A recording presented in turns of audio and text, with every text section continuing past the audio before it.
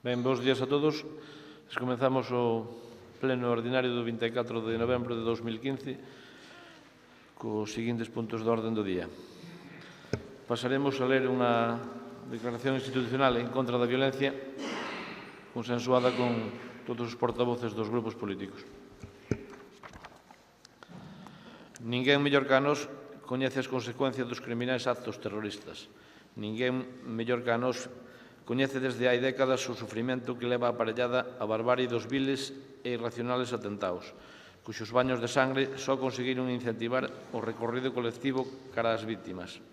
A presión dos agresores e o afianzamento dos nosos dereitos e liberdades.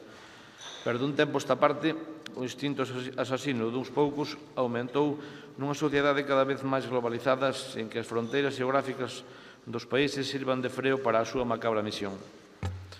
En todo o mundo asistimos nos últimos días a criminais indiscriminados e vandálicos actos terroristas que, aínda que tiveron como escenario principal a cidade de París, a súa repercusión aféctanos a todos, pois tentan menoscabar os nosos valores democráticos e o sistema de benestar a través do terror e a amenaza nun escenario aberto a calquer lugar e momento da nosa civilización.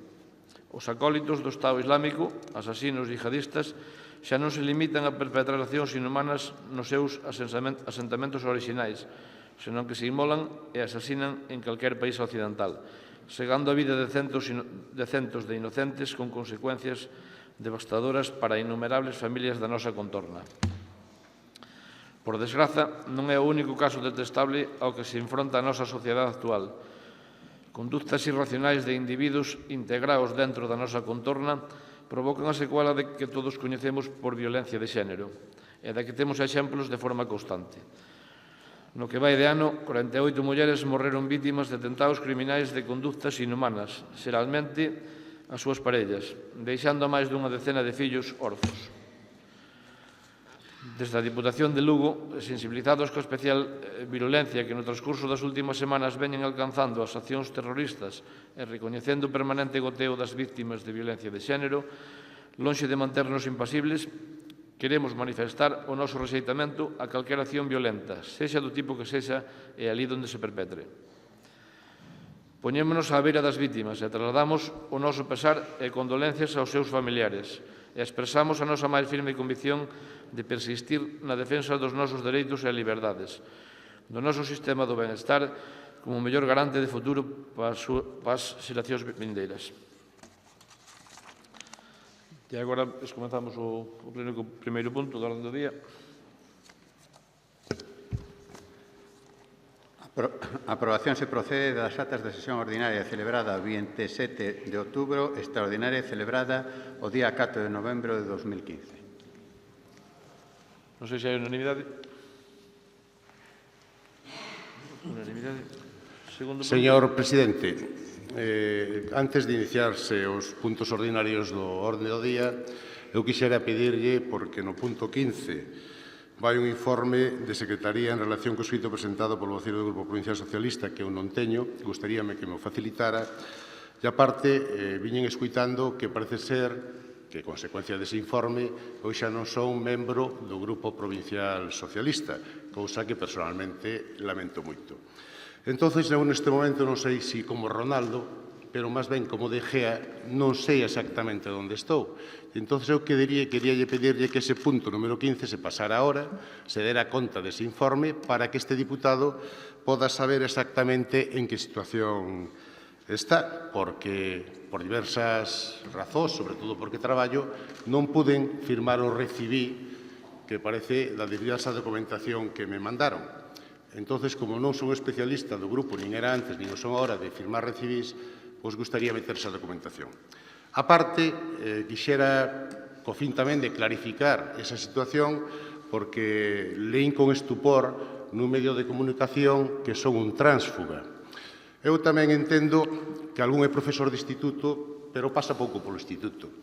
Entón, para clarificar eso, que sean serios, coherentes e falen con rigor, se son tránsfuga non hai problema ningún, vou non asumir. Pero entendo que a educación, neste caso do pleno entre diputados, exixe que ese señor retire esa palabra e me clarifique no que son, non a escrito, que se cando sea trásfuga que o diga. Porque voulle dicir unha cousa a ese señor, a impaciencia é prima da soberbia, e a soberbia é un pecado capital. Eu creo que tampouco lle preocupa moito cometer pecados ese señor, pero pídolle rigor, coherencia e que usted, como presidente desta institución, aclare exactamente cal é a miña situación e que estas declaracións non se volvan a repetir, si pode ser. Nada máis e moitas gracias. Mire, señor Martínez, creo que, de momento, hasta que cheguemos a ese punto, sigue sendo diputado do Grupo Socialista. De momento, sigue sendo diputado do Grupo Socialista. E aquí temos un reglamento orgánico que nos permite falar a quen lle corresponde no seu momento. Hasta o punto 15, que é cando se toma ese punto, usted sigue sendo membro do Grupo Socialista. Señor presidente, eu creo que ten que respetar tamén os turnos de intervencións de todos, obviamente. Entón, eu creo que ten que pedir a palabra, eu creo que tampouco lle concedín. Entón, eu creo que temos que guardar respeto uns polos outros, obviamente. Pero, señor presidente, ou usted falta verdad ou o portavoz do Grupo Socialista falta verdad. Nunhas declaracións aquí dice que... Perdone, cando lle damos a conocimiento a todos, e cando toma o pleno conocemento é cando sale o punto, non agora. Entón, se lle parece ben, pois esperamos ao punto e pasa a información. Podo lle ler o que pon aquí a prensa. Aunque las mismas fuentes decían desconocer el rol de Martínez en el pleno que se celebrará esta mañana en San Marcos, desde el PSOE aseguraron ayer que estará como diputado no escrito. El portavoz provincial socialista, Álvaro Santos, recalcó que a Secretaría de Diputación entende que a figura de Manolo, en tanto en canto non se solucione esta situación provisional e cautelar na que ostenta ningún cargo no partido en nome do Partido Socialista é a de diputado non escrito. Entón, eu pido que me aclare, non lle pido outra cousa. Creo que é o mínimo que necesito. Xa yo estou aclarando. Mentres que non se trate ese tema, usted é diputado do Grupo Socialista. Vale, moitas gracias. Queda claro? Sí, sí.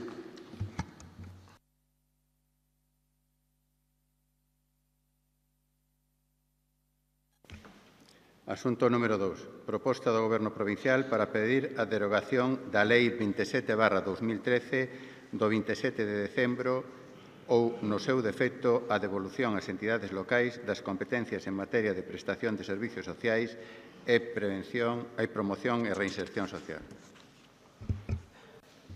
6 minutos. Moi bons días a todos os membros da corporación, ao público asistente e aqueles que tamén nos siguen por outros medios, como pode ser o streaming, a través do que calquera cidadán pode seguir o desenvolvemento desta sesión plenaria. O primeiro asunto das propostas de goberno que se debaten neste pleno é un asunto pois que xa tivo a súa trascendencia, que ten a súa importancia e que, despois do acaecido dende o mes de decembro de 2013, no que o Partido Popular, o Goberno de Rajoy, aproba esta coñecida como a reforma local, a Lei de Racionalización e Sostibilidade da Administración Local, este atentado ao municipalismo do Estado español, a toda agora, pois non mudou de parecer.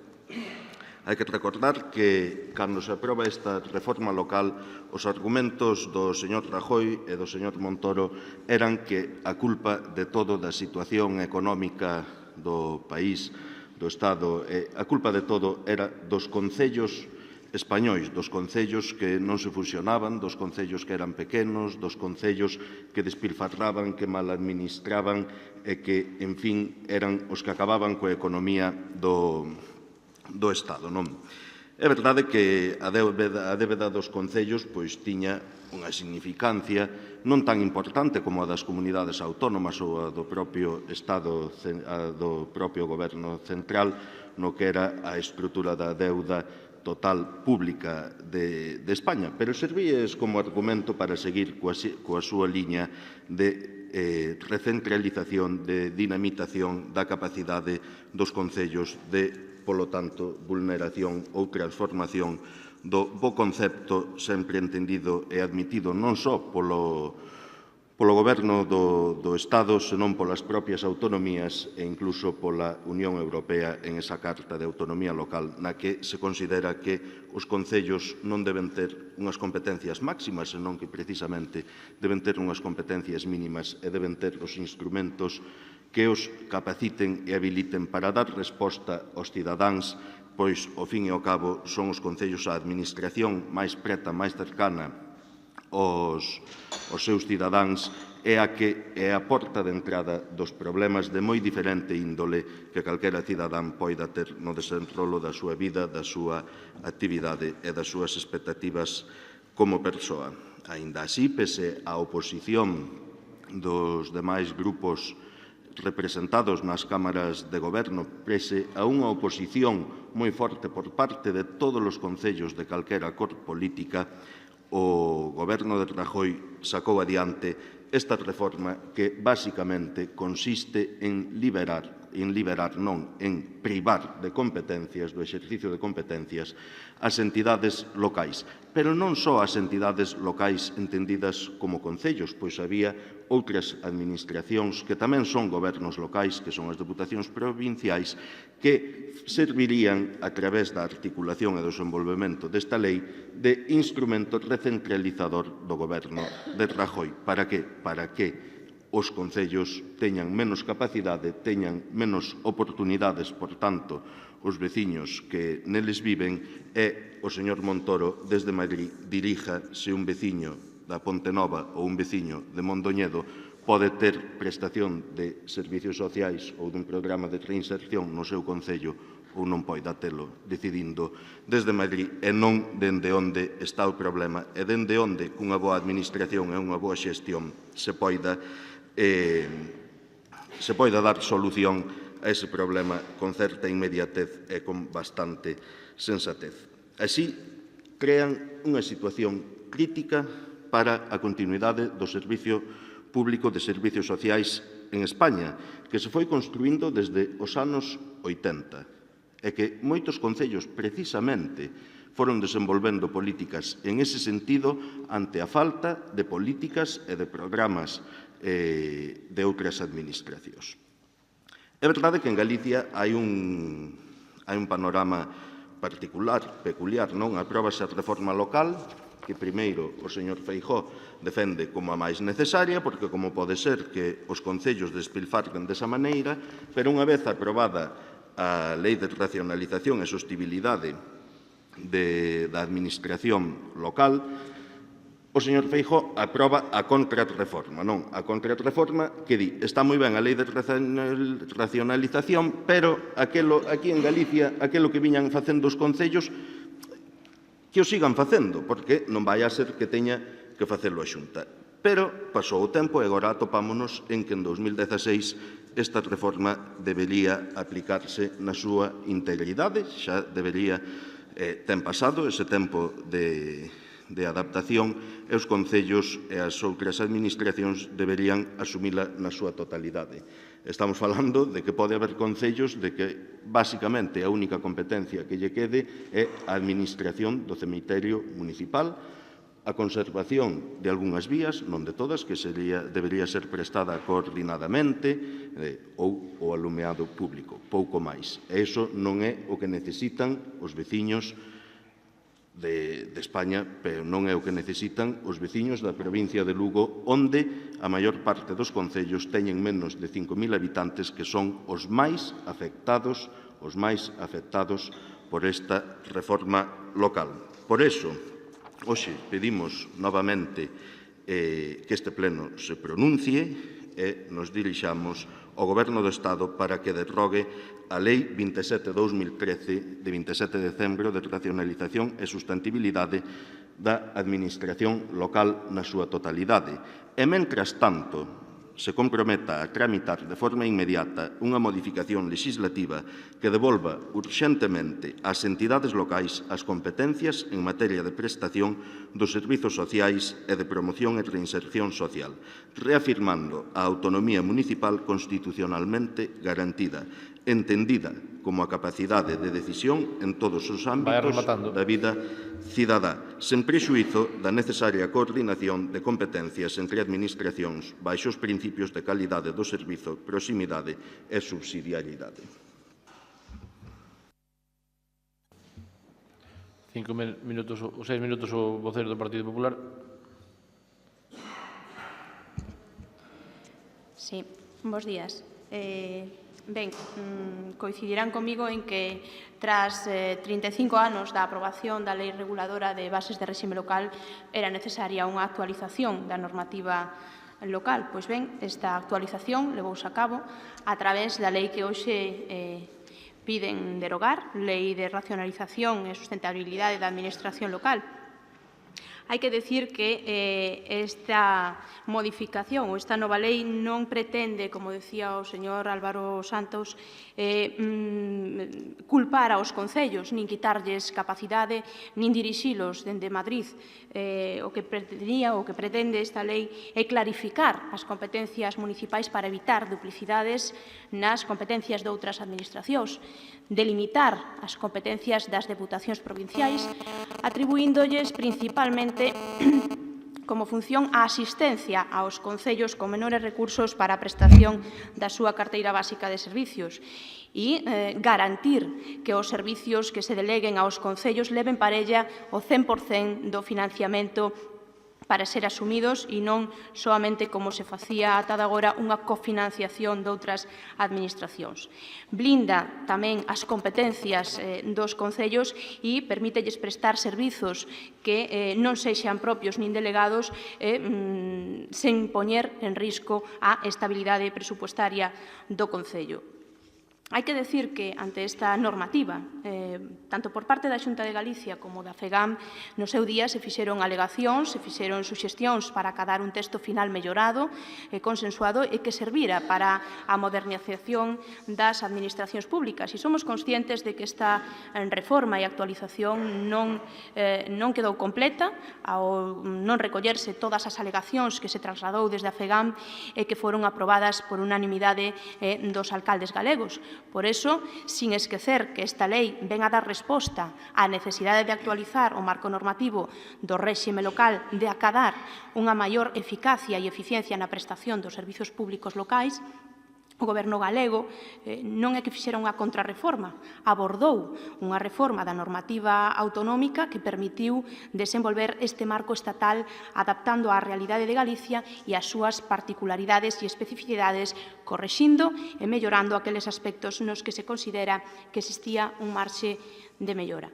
Non podemos tampouco esquecer que a propia lei tamén recolle unhas previsións específicas relativas ás competencias en materia de saúde e de servizos sociais nas súas disposicións transitorias, primeira e segunda, que eu lle recomendaría repasar, xa que, tal e como se indica en ambas disposicións, a regulación contida nas mesmas vai a quedar vinculada, en cuanto á súa eficacia, ás normas reguladoras do sistema de financiación autonómica e tamén das facendas locais. E estas mesmas consideracións pódense realizar con respecto da previsión contida na disposición adicional 15ª desta lei relativa ás competencias de educación. En consecuencia, non vai a pasar nada do que aseguran e están asegurando nos medios de comunicación, un cataclismo estremecedor no que escenifican, sino que as competencias que debe asumir a Administración da Comunidade Autónoma de Galicia en materia de educación, de saúde e de servizos sociais,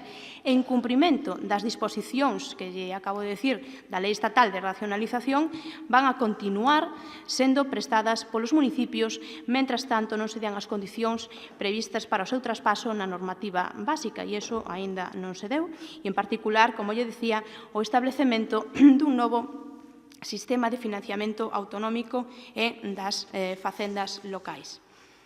Así mesmo, posto que hai aspectos desta lei estatal que deberían ser abordados a través dunha lei autonómica e tendo en conta as aportacións que foron plantexadas pola FEGAM, o Parlamento de Galicia, en exercicio da súa competencia exclusiva en materia de réxime local, aprobou unha lei que vostede coñecerá, a Lei de Medidas Urxentes derivadas da entrada en vigor desta lei estatal, co obxectivo de evitar resultados indesexables ou no funcionamento dos servizos públicos ou disfuncionalidades que perxudicaran á cidadanía. Polo tanto, as afirmacións recollidas na súa moción na que di que hai persoas que van a perder a atención social que reciben nos seus concellos, a verdade é que son lamentables e amosan, cando menos, descoñecemento da realidade e unha gran irresponsabilidade pola súa parte. De todos os xeitos, agora estamos xa case en eleccións e como todo é posible, igual gaña o Partido Socialista ou igual amañan por aí con alguén e entonces, bueno, se gobernan vostedes, poden cambiar a lei, esa e todas outras cantas non lles gusten. Nada máis, moitas gracias. 3 minutos, portavoz do PSOE. Moi ben, moitas gracias. Mire, despois de 35 anos, efectivamente non son 35, son algún menos, pois a Lei de Bases aprobouse no 85, son 30. Unha cousa é correxila, outra cousa é matizala e mellorala. Pero isto non a mellora. Aquí non lle vimos a falar só de servizos sociais que son unha parte moi importante afectada por esa reforma local. Vimos a falar de municipalismo, autonomía local ou centralización, reversión das competencias cara ao goberno central, etc. Deso é do que lle vimos a falar. E incluso da posible inconstitucionalidade desa lei, pois lembrolle que hai un recurso presentado e que foi admitido a trámite polo Tribunal Constitucional en relación a esta lei, a lei que por primeira vez na historia provocou e foi capaz de aunar a vontade, a decisión de moitos concellos, de moitas cores políticas ao longo de toda España para facer uso dese instrumento, desa capacidade que teñen de presentar recursos de inconstitucionalidade. E que foi aprobado, foi admitido a trámite polo Constitucional e xa se resolverá. Non? Di vostede que enmarca a deputación, as deputacións, que o que pretende a lei é clarificar as competencias, que non se produzcan duplicidades, etc. Eso sabe vostede que na realidade diaria desta provincia, dos concellos da provincia, significa que alguén vai a deixar de prestar algún servizo. Eso sabe que é así. E que, en canto ás deputacións, pretende delimitar a súa función a unha asistencia aos concellos. Non. Esa é a función, a competencia que as deputacións teñen concedida desde esa Lei de Bases de Réxime Local do ano 85. A reforma vaille moito máis alá.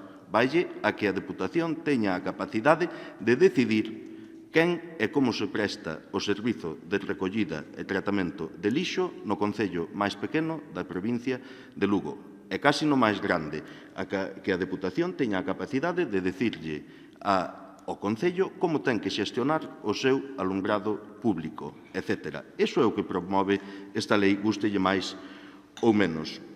Fala de maior eficacia e eficiencia dos servicios aos cidadáns e de que a contrarreforma de Feijóo permite que se siga facendo. Vostede sabe se un concello, e diga a verdade, se un concello hoxe pode aprobar un plan de emprego despois desa reforma e esa contrarreforma?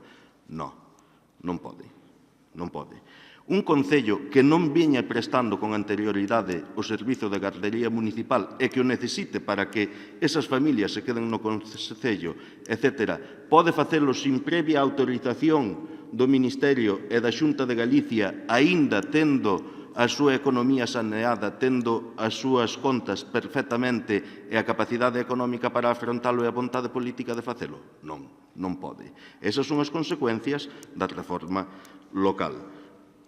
Díxome que lese as disposicións transitorias, xa as lin, a ver cando as desenvolvan. Invito a que lea tamén o preámbulo desa lei, que é onde se di cales son as razóns que motivan que se faga esta reforma. E non son somentes as de clarificar, non lle son somentes as de clarificar e distribuir as competencias para evitar duplicidades. Tamén fala da culpabilidade que se lle entrega aos concellos en canto á situación económica no ámbito xeral.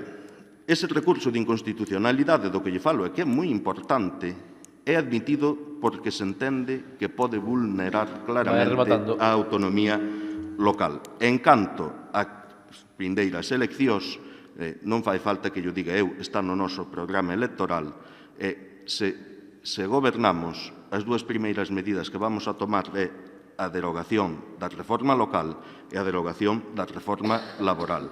Porque se gobernamos, habémolo facer pos cidadáns e non para outros entes ou para outras persoas que non se sabe moi ben o que están.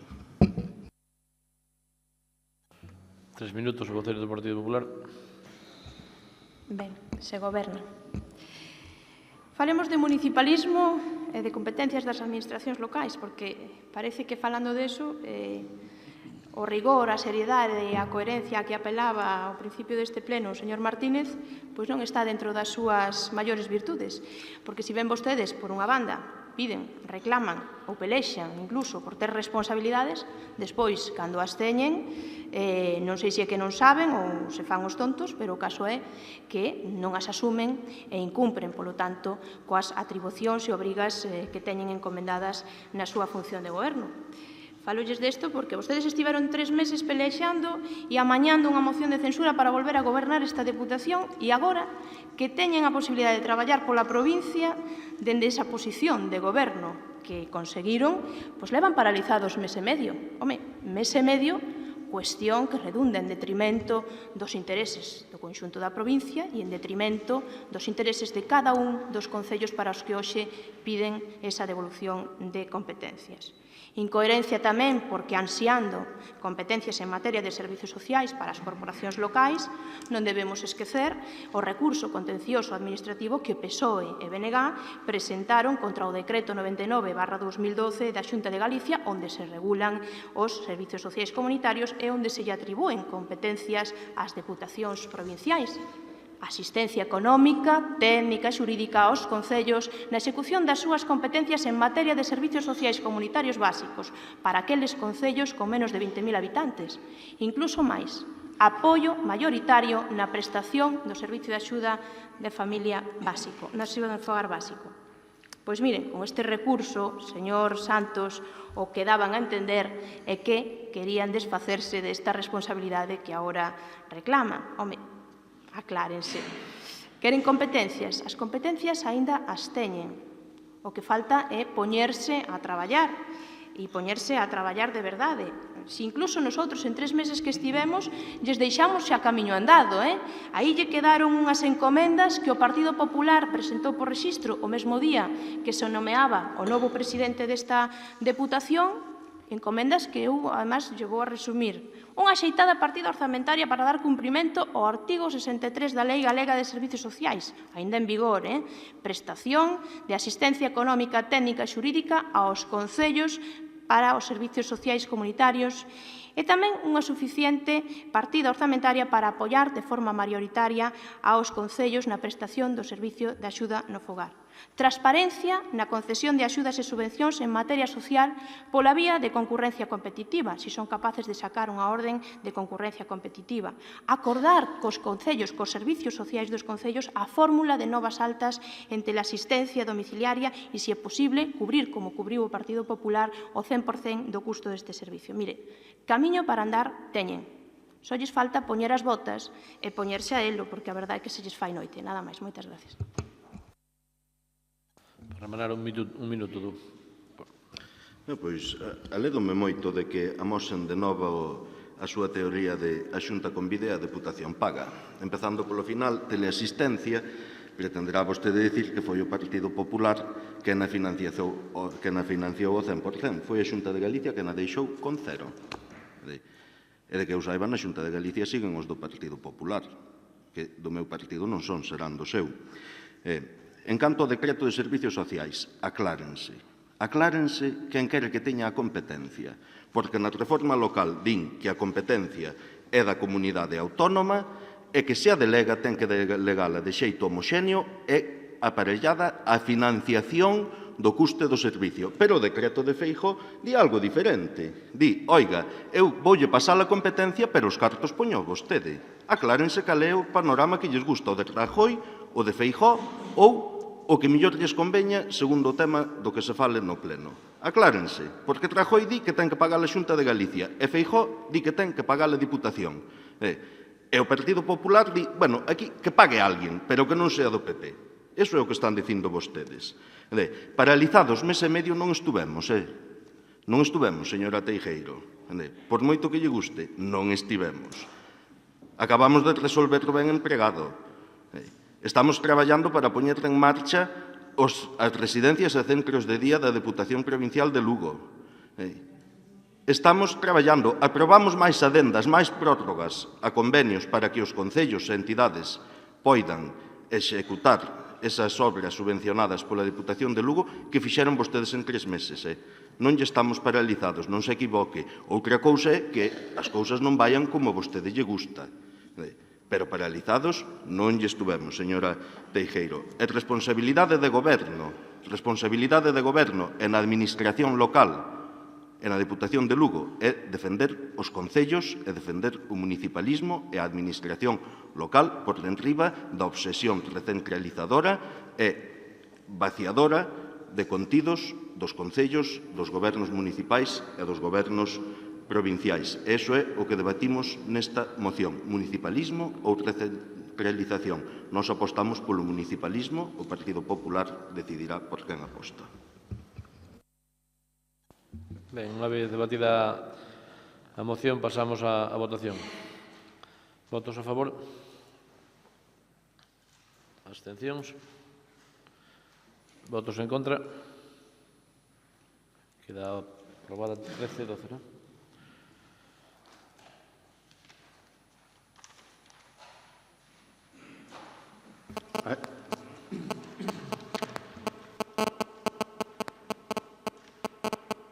Asunto número 3, proposta do Goberno Provincial relativa á Autoridade Portuaria Ferrol-San Cibrao e a apertura ao tráfico comercial do dique norte do Porto Comercial de San Cibrao.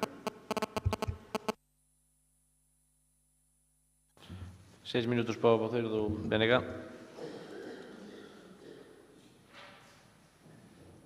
Moi bons días. Esta proposta de goberno que traemos hoxe aquí é relativa á Autoridade Portuaria Ferrol-San Cibrao e a apertura ao tráfico comercial do dique norte do Porto Comercial de San Cibrao. É a sexta vez desde o ano 2003 que esta moción se vai a tratar neste pleno. De todos é coñecido que o Porto comercial de San Cibrao ten unha concesión a multinacional Alcoa e só está utilizado o dique sur. Unha gran parte dese porto, o dique norte, está sin ningún tipo de utilidade. Esta demanda social vense producindo nos últimos 15 anos. Sectores empresariais, sindicais, colectivos veciñais venen facendo esta demanda. Os grupos políticos da comarca e da provincia tamén, e coincidimos todos, sobre todo cando se trata nos plenos. Eu xa digo que é a sexta vez que se presenta, repasando as actas dos plenos da Diputación, desde o ano 2003, no ano 2003, presenta a moción o BNG e é aprobada por unanimidade. No ano 2007, presenta a moción o PP e é aprobada por unanimidade, con 2 emendas do BNG e unha emenda transaccional do PSOE, que non pasaron, pero aínda así, o daquela goberno provincial votou tamén a favor da proposta do PP. No ano 2009 presentou o PP e votouse por unanimidade. Só houve unha pequena diferencia na do 2011, que era sobre a composición do Consello da Autoridade Portuaria, donde naide votou en contra. O PP abstúvose, pero tamén pasou adiante. En ese mismo pleno de outubro de 2011, había unha moción do PP para a creación da Autoridade Portuaria e a liberación do dique norte e pasou tamén por unanimidade. Entonces, dirán ustedes e dirá o seu público por que se trae outra vez esta moción aquí. O tempo vai pasando e a concesión remata no ano 2023. No ano 97 privatizouse Alcoa. Nada máis chegar o Partido Popular ao Goberno do Estado, unha das primeiras medidas do señor Aznar foi dixen antes Alcoa, privatizar Alumina Aluminio, que pertenecía ao Instituto Nacional de Industria. Por eso digo que moitas veces son brindis ao sol esas propostas que se fan, porque cando había que negociar ese rescate era precisamente cando se privatizou, cando se deixou esa empresa que era de todos e de todas, pois tiña participación o Estado en maus da multinacional estadounidense, canadiense, Alcoa. Non se fixo, e así, pois todos os grupos políticos, facéndonos eco das propostas e demandas da lida comarca e do resto da provincia, fixemos esas propostas. Curiosamente, hai acordos tamén no Congreso dos Diputados, hai acordos a nivel do Estado, tanto gobernando uns como gobernando outros, pero o problema é que non se levaron adiante, non se efectivizaron. Eu quero que reflexionen o que representa para unha comarca como a Mariña e tamén para a provincia ter un porto comercial dese calibre inutilizado. A parte do que suporía nestes momentos a construción dese porto o que xeraría a cantidad de postos de traballo que xeraría. Do mesmo xeito que tamén, cando se construyen infraestructuras públicas, como son as autovías, se dinamiza a economía. Se estuvera construído ou estuvera en fase de construción, por exemplo, a autovía entre Barreiros e San Cibrao, desde logo que o índice de paro nesa comarca na provincia baixaría. Ou, se estuvera coa celeridade de vida, tamén o tramo que corresponde á Xunta, San Cibrao-Ferrol, desde logo que o paro iba a baixar. Pero esta demanda ven do sector da madeira, ven do sector das empresas que hai na zona, que exportan mineral, das minas que hai na zona, e desde logo que iba a dinamizar económicamente moito toda aquela comarca e a provincia. Desde logo, todos coincidimos en que Alcoa é unha industria de enclave, pero que xera moitísimos postos de traballo, pero eses poden multiplicarse pois poñéndolle infraestructuras ao redor necesarias, non só para Alcoa, senón, xa digo, para exportación, incluso de cereal tamén, para cooperativas que hai na Mariña, de madeira e para todos os sectores productivos. Por iso, eu entendo que esta moción non debe ter maior problema para que sexa aprobada por unanimidade como foi en anos anteriores, con esa excepción dunha abstención que prácticamente coincidíamos todos os grupos.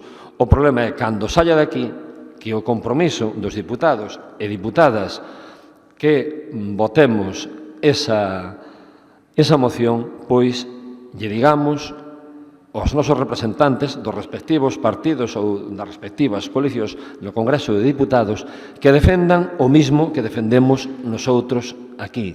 Eso xa é unha cuestión política e de compromiso de todos os partidos, porque senón de nada valería. Faltan 7 anos para que remate esa concesión, polo tanto, o rescate é moito máis barato que se fixera hai 15 anos ou 20 anos, porque, lóxicamente, a multinacional vai valer facer valer os seus dereitos. E outro dos puntos desta moción é relativa á autoridade portuaria. Por fin, Lugo, os barcos de Lugo tenen folio LU e non folio FE, desde o ano 2002. Ou seña, Lugo é provincia marítima, desde o decreto 432/2002 de 10 de maio. Eso é fundamental, pero tamén é a única provincia marítima que non ten autoridade portuaria en todo o Estado español. É a única. Tamén se aprobaron mocións nese sentido de todos os partidos políticos aquí presentes. Todos coincidimos, todos fomos unánimes. Prácticamente o 50% do que ingresa a autoridade portuaria Ferrol-San Cibrao recádase na provincia de Lugo, recádase no porto de San Cibrao.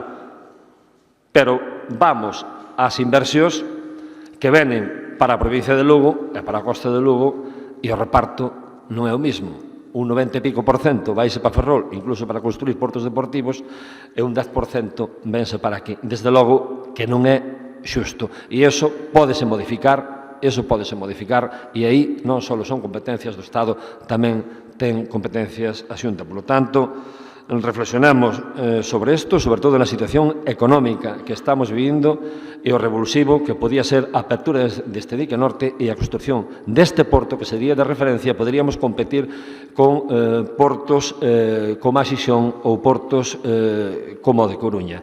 Pero, desgraciadamente, vamos 20 anos atrás nesas infraestructuras tamén. 6 minutos, o voceiro do Partido Popular. Bos días, moitas gracias. A verdade é que sí, estou de acordo, xa anticipo que vamos a apoiar esta proposta como non podía ser de outro xeito, creo que é algo no que estamos todos de acordo. E si é a verdade que é a sexta vez que se trae esta proposta a esta Cámara, levouse tamén aos diferentes concellos, eu creo que en todos foi aprobado por unanimidade. Tamén é verdade que sempre aparece esta proposta en víspera de eleccións, co cal eu creo que é algo que debería quedar fora do debate só cando hai eleccións. Teñamos que loitar entre todos por tratar de conseguir isto fora desa época. Estuve repasando as actas de todas estas sesións desde o ano 2003 e a verdade é que tras ver todos os debates pasoume un pouco como o presidente, puxoseme a cabeza como un bombo. Pero, bueno, foi moi gratificante e moi edificante poder ver o que se comentou en estas sesións. Teño que decir que o Partido Popular, dende a primeira reivindicación que se fixo desta infraestructura, pois foi o único que foi coherente, apoiándoa sempre e defendéndoas do principio. É verdade que tamén, que equivocadamente dixo que no 2009 salira por unanimidade, non, ou saleu coa abstención do Partido Socialista. Tamén é certo que o BNG en varias ocasións, tanto o 21 de febreiro de 2008, o 16 de febreiro de 2008, o 5 de novembro de 2007, según o Boletín Oficial das Cortes Xerais no Congreso dos Diputados, votaron en contra do que se pide. E non só iso, tamén o BNG, en marzo de 2008, dixeron que condicionaban un pacto en Madrid a liberalización do dique norte de Alcoa. Despois, aos poucos días, dixeron que non, que xa non condicionaban esa apertura do dique norte e apoiou o Goberno socialista que en varias ocasións, e como consta tamén en actas, dixo que non era viable, que sería unha amenaza para a multinacional Alcoa e que supoñería un problema para a continuidade desta empresa no entorno da Mariña. Isto é importante. Por que é importante? É importante porque hasta o ano 2011 sufrimos unha época de bonanza económica onde era posible acometer certas inversións, facer certas infraestructuras e, por desgracia, o Goberno do PP no Goberno da Nación, cando entrou, encontrouse con unha das peores crisis da historia. Unha das peores crisis da historia que tamén provocou que Alcoa, que pasara por certos problemas. Recordemos todos a tarifa eléctrica, os problemas que pasou cando a fábrica estaba amenazada de peche, tanto a de Avilés como a de Coruña, como non a de San Cibrao tamén pasou por esa ameaza. Nese momento, pois, o máis importante era solventar esas dificultades eléctricas que tiña a fábrica, era o prioritario para evitar o peche da empresa. Porque esta empresa, Alcoa, ten dúas partes moi importantes, dous asuntos vitais. Un é a tarifa eléctrica e outro é o porto. E digo con conocemento de causa porque eu tiven como alcalde de Xove tamén bastantes reunións para falar dos dous asuntos. Para Alcoa, e así o dicen abertamente, o porto é a xoia da corona. É a única planta que teñen con un porto para uso exclusivo da multinacional. Co cal, calquera interferencia na súa actividade podería ser un problema para a súa continuidade. Por iso defendemos que se negocie con Alcoa. Hai que ir da man porque habría moitos postos de traballo ameazados en caso de ter algún problema ou que Alcoa non estuvera de acordo en abrir ese dique norte ao tráfico comercial. Entón, estamos de acordo, pero temos que incidir en eso, entre todos, que o Goberno que inicie unhas conversacións con Alcoa para tratar de facerlle ver á multinacional a importancia e tamén o bo que sería para eles poder disfrutar asimismo, de unha zona a maiores de atraque da que teñen na actualidade. Faláronse varias cousas tamén da importancia. Quero recordar tamén que é importante para que esta infraestructura poda funcionar ter un solo industrial no que poder asentar as empresas. En ese sentido, había un proxecto que o PP no Goberno de Galicia deixara na planificación estratégica de polígonos industriais, que era o polígono industrial supramunicipal que abarca 2 concellos, o de Xove e o de Cervo. No ano 2008, precisamente, foi unha consellería gobernada polo BNG en setembro de 2008, e eu teño esa carta por escrito da conselleira en aquel momento, Teresa Taboas, anulando esa infraestructura da planificación estratégica de polígonos industriais de Galicia. Ese polígono e outros máis. E dicía naquel momento a conselleira que non respondía a unha planificación axeitada do territorio, que me acordo de memoria porque o li moitas veces, e que, ademais, tería unha dificultad para a súa urbanización. Tuvo que ser un goberno do PP, unha vez que volveu á Xunta, que envolveu a meter esa infraestructura dentro da planificación estratégica de polígonos industriais de Galicia. Polo cal, agora mesmo, esa zona sí está contemplada e sería necesaria para poder asentar as empresas, porque un dique aberto ao tráfico comercial sin unha zona para que se podan asentar as empresas tampouco sería nada. E sería vital tamén, despois de, si se consigue, que esperemos que con esta unanimidade, que se, como ben se dixo, en outras cámaras, tanto no Estado como na Xunta, se aprobou tamén e se prestou apoio a esta iniciativa, que entre todos podamos sacar isto adiante. Pero é necesario tamén, unha vez conseguido ese dique norte, que se constitúa a Autoridade Portuaria de Lugo, porque somos a única provincia con mar que non ten autoridade portuaria propia. Nada máis, moitas gracias. 3 minutos. Facer unhas pequenas puntualizacións, nada máis.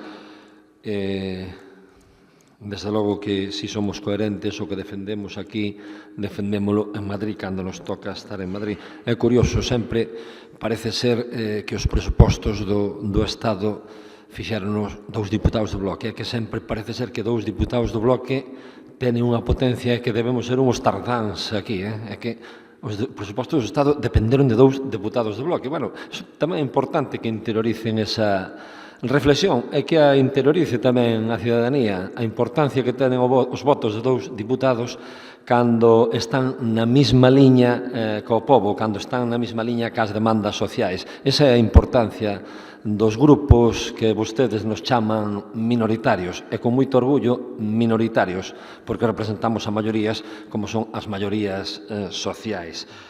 Introduciu vostede o tema da tarifa eléctrica. Home, que introduzca o PP o tema da tarifa eléctrica, desde logo que é para botarse para atrás, porque houve iniciativas legislativas populares presentadas polos nosos compañeiros no Parlamento, no Congreso dos Deputados, e ustedes nimú, o da tarifa eléctrica, non?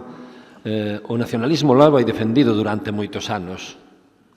O grupo no que milito eu, no Bloque Nacionalista Galego, leva defendido moitos anos, lévase ao posto, leva traballado moito e dicindo que non é xusto para os galegos e para as galegas ter que pagar a electricidade igual ou máis cara que a un canario, cando non temos coste ningún de transporte, e cando sufrimos aquí o espolio dos muiños, o espolio dos ríos. Bueno, vaille sonar a rollo, pero é que é así, e hai que repetírllelo. Así que señan un pouquiño serios co tema da tarifa eléctrica galega, tarifa eléctrica galega, propia, negociala como negociaron os vascos, que non tenen ese problema que temos nosotros, e negociona o goberno vasco, non a negocia o goberno galego do Partido Popular. Así que de tarifa eléctrica, caladiño, señor Demetrio, caladiño, ustedes e os do Partido Popular. E primeiro é a liberalización, e despois xa se fadará o polígono, e xa se diseñará, pero primeiro ten que salir a decisión do Goberno do Estado de liberar o dique norte, pero vai pasando o tempo, e naide quere gastar os cartos do Estado aquí, na costa de Lugo. Naide os quere gastar. Entonces, agora quedan 7 anos, dentro de pouco, pois, bueno, xa non terá que pagar rescate, e ao mellor, sí, daquela, pero ao mellor xa é tarde. E, mentras tanto, pois, os seus gobernos seguiron producindo paro e seguiron producindo que moitos xóvenes mariñáns e lucenses se teñan que marchar daqui, porque Alcoa tamén reduciu os postos de traballo e incluso empresas auxiliares tamén de Alcoa con eses seres fruto das súas reformas laborais. Así que, despois de reñirse un pouco, e acabaría reñíndolles máis co tema da coherencia, dicindo o que fai o diputado mariñán, señor Olano, se queren leolles unha nota de prensa, non é de ningún boletín do noso grupo do BNG, é dun xornal, dice a Comisión de Fomento do Congreso, isto é, en decembro do 14. O Congreso dos Deputados rexeitou este mércores unha proposición do BNG para que se inicien negociacións con Alcoa para poder abrir o dique norte do porto da empresa en Morás, Xove, a usos comerciais. A proposta foi defendida pola deputada Rosana Pérez do BNG, quen recordou que esta instalación portuaria non se utiliza. Ben, o rexeitamento do PP xustificouno o seu deputado por Lugo, Jaime Olano, quen considerou que a proposta carece de lógica económica e social, 17 de decembro de 2014. Que quede claro que representantes temos os lucenses e os mariñáns, que quede claro. É este señor do Partido Popular que dice eso. Conocido meu personalmente, como coñezo a casi todos, do Partido Popular. A postura do parlamentario viveirense foi criticada polo BNG, quen sinalou que o deputado do PP defendera firmemente esta cesión na campaña das eleccións xerais de 2011. Por lo tanto, señor Demetrio, hai que ver quen anda anunciando as cousas en campaña electoral. Nós anunciámoslo en campaña electoral, defendémoslo en campaña electoral e executámoslo cando temos responsabilidades. 3 minutos. Sí, entendo a defensa, pero non a comparto, porque non é certo a coherencia do BNG que se expón, non é certo. Mire, no ano 2007, gobernando o Partido Socialista na Nación, o BNG, o Partido Popular presentou unha emenda aos orzamentos reclamando achegas orzamentarias específicas para este objetivo, para abrir o dique norte ao tráfico comercial. O BNG votou en contra desa emenda aos orzamentos do Estado. Por que votou en contra? Ou non é certo? Está recollido nos boletíns das Cortes. O 5 de novembro de 2007, boletín oficial das Cortes Xerais do Congreso dos Diputados, serie A, número 149-7, páxina 1564, emenda número 2826. O Grupo Parlamentario Popular do Congreso propón unha emenda aos orzamentos xerais do Estado para que se inclúa unha partida destinada ao proxecto de apertura ao tráfico do dique norte de Alcoa, así como para sufragar as actuacións necesarias para a súa adaptación ao tráfico xeral. E o BNG votou en contra. Iso é o que hai, e podeno consultar.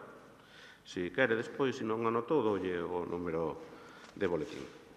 Pero é que despois, máis tarde, no ano 2008, o coordinador comarcal do BNG, Ramón Hermida, indicou que a súa formación política faría depender o seu apoio aos orzamentos do Estado da incorporación dunha partida específica para levar adiante a apertura do porto de Alcoa. Con ese obxecto, convocaron incluso unha mobilización social, con bastante pouco éxito, e advertiron que de non facerse caso á súa petición, ao goberno de Zapatero esperáballe un outono quente, polo número de protestas e mobilizacións que se protagonizarían. O BNG, despois, desdícese daquelo, porque, claro, non é o mismo estar no goberno ou ter que apoiar un goberno que estar na oposición. Desdícese daquelo en palabras do seu deputado Francisco Jorquera.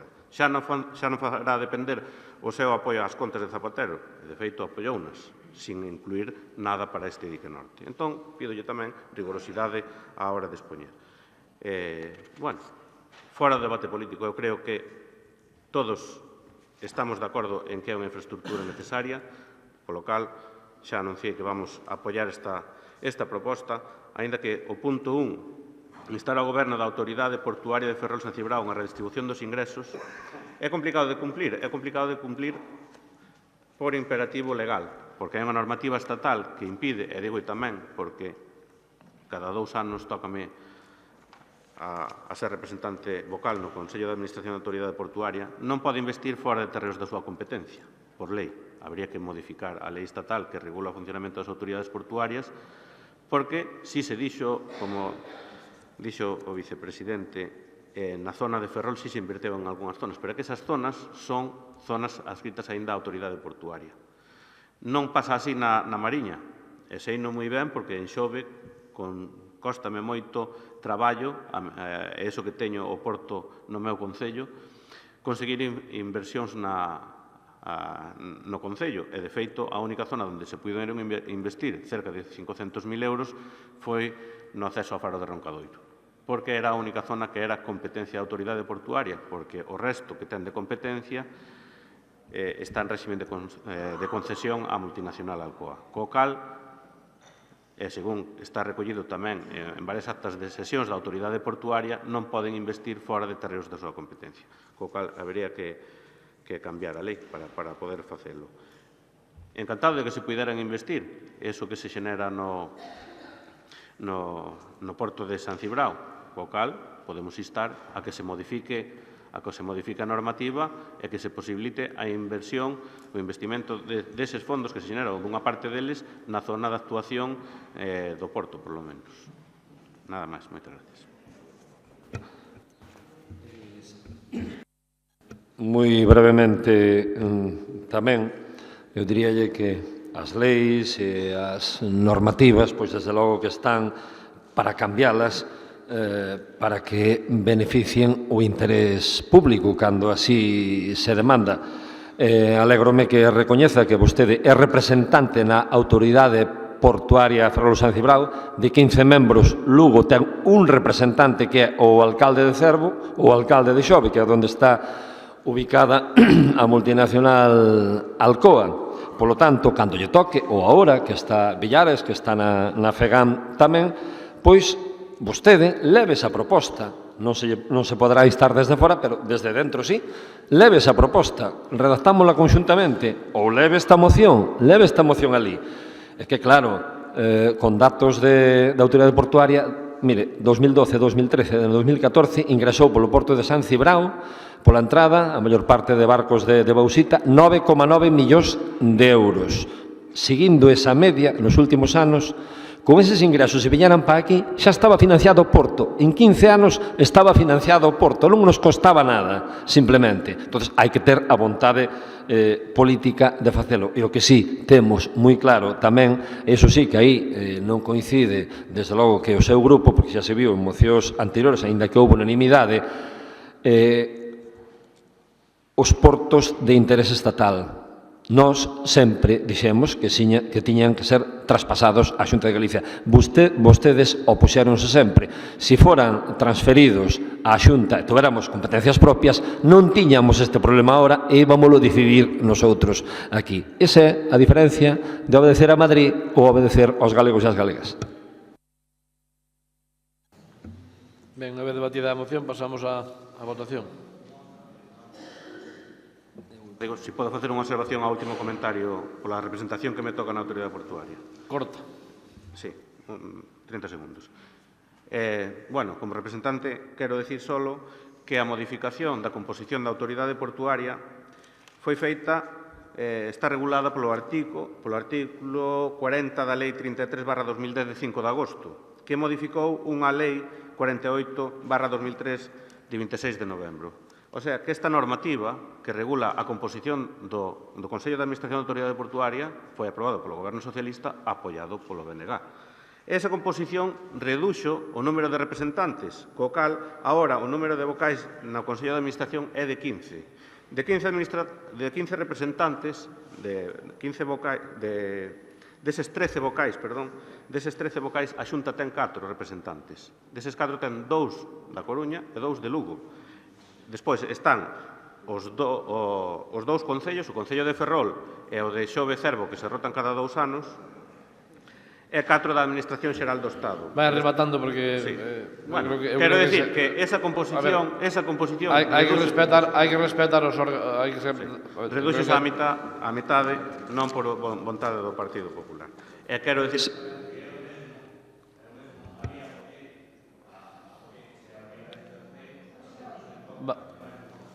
Mire, non é cuestión de normativas. Ustedes queren reducilo todo a normativas. As normas están para modificarse. Tamén ustedes traen despois unha moción para modificar o regulamento orgánico desta Diputación. Para iso sí que o traen, para iso sí. Pasamos a votación. Votos a favor da emenda? Votos a favor da emenda? Perdón, da moción. Unanimidade. Hai unanimidade. Perdón.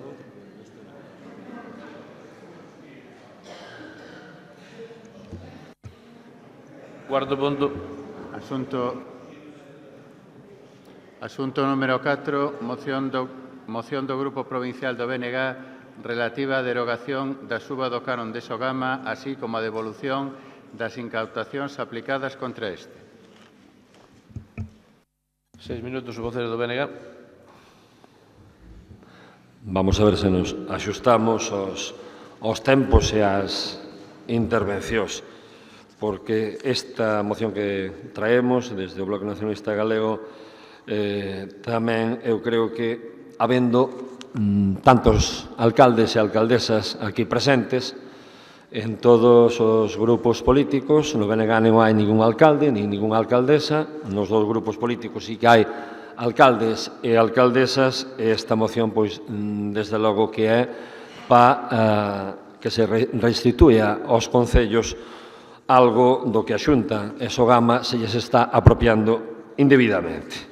Xa foi debatido aquí fai un ano esta mesma moción, sacada non con unanimidade, sacada adiante cos votos do Partido Socialista e o Bloque Nacionalista Galego. Bueno, pois de todos é coñecido o que ocorriu no ano 2013, que se produciu a suba dun 33% do canon aplicado por Sogama na recollida de lixo. De todos é coñecido tamén que moitos concellos lucenses rebeláronse contra este incremento e decidiron non abonar esta suba ao ser totalmente desproporcionada e carente de ningún fundamento. Este tasazo pois ven derivado dunha mala xestión dunha sociedade privada con participación e control público que iba a dar, según a propia Sogama, pois unhas pérdidas de 4,6 millóns de euros que ao final quedaron reducidas a 600.000 euros. Para paliar esa perda, pois así é moi fácil ter empresas, se a pagan os concellos ou se a pagan os veciños. Cando hai pérdidas, cando hai ganancias repártenas, e cando hai pérdidas, bueno, pois temos a amiga Xunta que vai extorsionar aos concellos e, ao mesmo tempo, pois extorsionar aos veciños e ás veciñas. Foi o que ocorreu aquí. Presentáronse moitas iniciativas no Parlamento sobre as cuestións de inconstitucionalidade elevadas polos xulgados galegos contra a suba como consecuencia das denuncias presentadas por Sogama contra os concellos que se negaron a pagar a suba. Estas decisións judiciais provocaron que, sorpresivamente, o Goberno galego comenzara a incautar os cartos que, segundo Sogama, os concellos lle deberan, adiantándose as resolucións judiciais nos procesos contenciosos administrativos antes expostos. Frente a esta actuación desmedida, os concellos interpuxeron un requirimento á Xunta en vía administrativa. Por todo eso, propoñemos ao Pleno da Diputación a aprobación dos seguintes puntos desta moción. Primeiro, o Pleno da Diputación insta á Xunta de Galicia a derogar as subas dos canons de Sogama. En segundo lugar, o Pleno da Diputación insta á Xunta a que se estimen os recursos presentados polos concellos a través da vía administrativa en contra destas incautacións. Álvaro, portavoz do PSOE, ten a palabra. Moitas gracias, señor presidente. Pois é verdade que é un tema recurrente, non? Que xa se debatiu en diferentes sesións plenarias nesta institución, en moitos outros ámbitos do debate político da autonomía, non? Isto comeza no ano 2014, cando a Xunta decide unilateralmente unha suba do 34% do canon polo tratamento de lixo. É dicir, o Goberno de Feijóo impón o tasazo de Sogama. E isto que supón? Pois que o prezo polo tratamento da tonelada de lixo pasase de 55,91 euros máis IVE a 74,64 euros máis IVE por tonelada.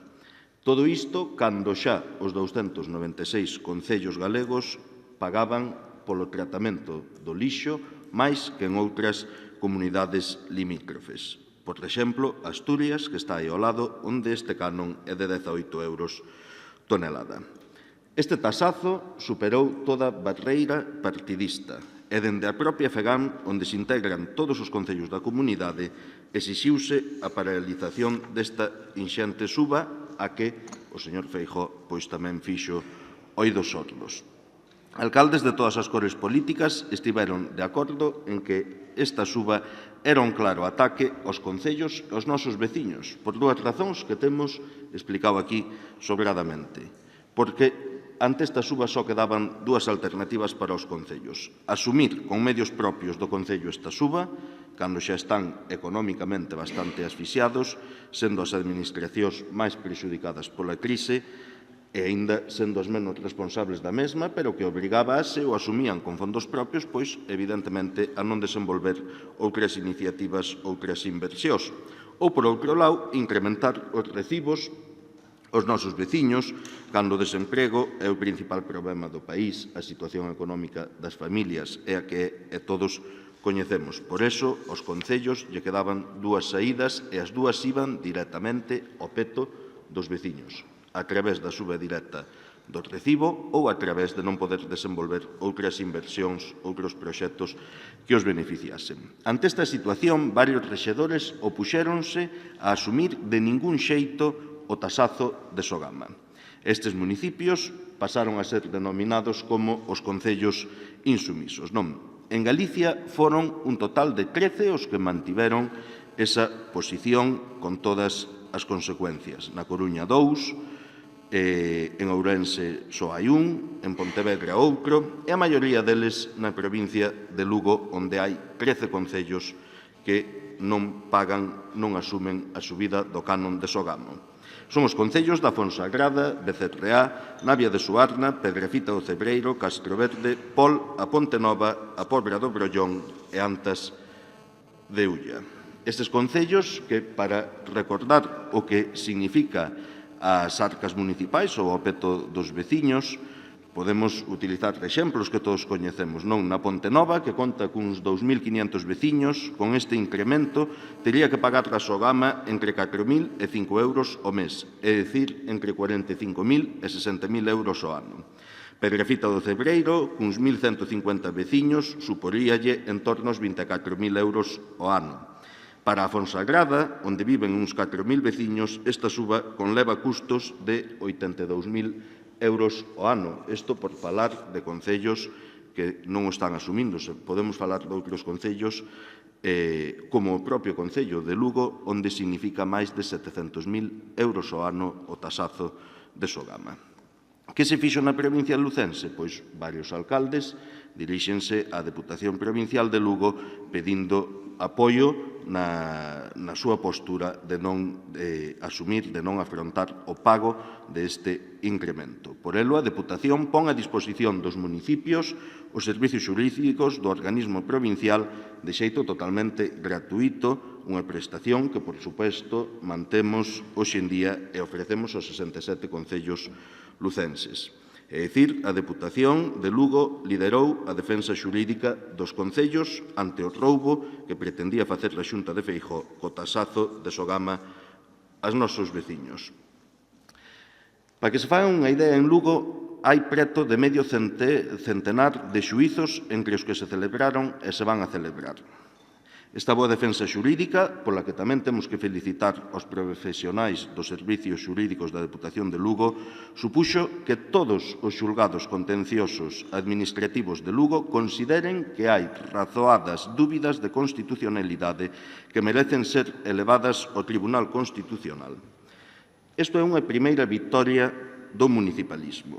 Estas dúbidas de constitucionalidade pasan pola posible invasión de competencias municipais por parte da Xunta, menoscabando a autonomía local garantida no artigo 140 da Constitución e a posible invasión de competencias estatais por parte da Xunta en materia de legislación de contratos públicos, incumprimento dos artigos 93 e 106.1 da Constitución por afectar a seguridade xurídica e quebranto do artigo 134 da Constitución en canto a sentido, contido e fin das leis orzamentarias. Ante estes feitos, cal foi a decisión de Sogama? Pois, para a nosa sorpresa, Sogama decidiu, na vista celebrada en Lugo nos pasados días, retirar as demandas contra os concellos antes de poder perdelas e de recibir un posible varapau do Tribunal Constitucional.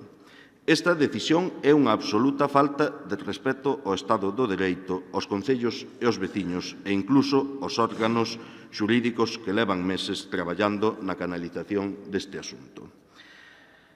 Agora, que é o que está a suceder? Pois, pola súa banda, a Xunta empezou a incautar mensualmente os cartos aos municipios e os concellos xa empezaron a recorrer para conseguir a devolución. Ademais, a través da Deputación de Lugo, xa presentamos alegacións en nome deses concellos para que este esperpento non siga adiante e Sogama non poida retirarse antes de que se dite a sentenza. En resumo, Sogama, a Xunta de Galicia, sube unilateralmente o canon aos concellos. Hai concellos que non o consideran axustado a dereito, porque pode estar vulnerando a propia Constitución, pode estar vulnerando a lei de contratos, que é de rango superior que a norma autonómica, e deciden que en esas condicións agora mesmo non pagarán a subida do canon de Sogama. Sogama denuncia aos concellos, os xulgados do contencioso administrativo de Lugo consideran que pode incurrirse nunha causa de inconstitucionalidade, que se pode vulnerar a lei de contratos, incluso por parte da Xunta de Galicia, e ao mesmo tempo Feijóo sigue na súa complicidade con Sogama, tratando de salvar as contas a Sogama, e incauta aos concellos a través do Fondo de Cooperación esa cantidade que adeudan supostamente a Sogama. Ante ese instrumento, Sogama di: «Oye, non me interesa que haxa resolución no xuzgado do tema, voume a retirar e quedome co diñeiro que me dá Feijóo e eu que non están dispostos a asumir eses concellos demandantes, que ademais pode abrir a porta a que todos os concellos de Lugo e de Galicia reclamen a Sogama, a Xunta de Galicia, a devolución desas taxas que posiblemente fosen cobradas irregularmente. Por eso, o Grupo Provincial Socialista apoiará esta moción do BNG, instando a Xunta de Galicia a derrogar as subas do canon de Sogama e a que se estimen os recursos presentados polos concellos a través de vía administrativa en contra das incautacións que está a facer. 6 minutos ao voceiro do Partido Popular. Sí, bons días a todos. Bueno, aquí traemos unha vez máis unha moción na que claramente se retrata certos partidos con respecto a temas importantes e temas realmente que son decisivos para o futuro non só da sociedade galega, sino de toda a sociedade humana. O tratamento do medio ambiente. O tratamento do medio ambiente, sin dúbida, é un tratamento que a moitos lle dá para facer demagoxia e para aportar moi poucas solucións. Efectivamente, o Partido Socialista, e particularmente o BNG, durante moitos anos, levan criticando a Sogama como forma de tratamento do medio ambiente en Galicia, dicindo que é unha aposta pola incineración, que non se aposta polo medio ambiente, e ao mesmo tempo incurrindo na falta de concreción dos costes que levaría unha alternativa a ela. Sin embargo, cando nos interesa, abandonamos a importancia que ten o medio ambiente e sí que vamos a terrenos máis economicistas e máis mercantilistas.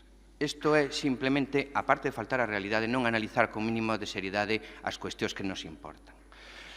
Está demostrado nestes anos que leva a Sogama en funcionamento que ningún grupo da oposición neste momento, pero no seu momento de goberno, como Partido Socialista e mailo BNG, aportaron ningunha solución alternativa ao tratamento do medio ambiente en Galicia e ao tratamento da recollida do lixo. E tamén é verdade que Sogama, aparte de, ao longo destes anos, ir demostrando unha xerencia efectiva e de mellora nos tratamentos da política medioambiental si logra ter uns custos de cara ao cidadano galego que están nun 60% por debaixo da media dos custos que o tratamento dos residuos conleva ao resto dos españois.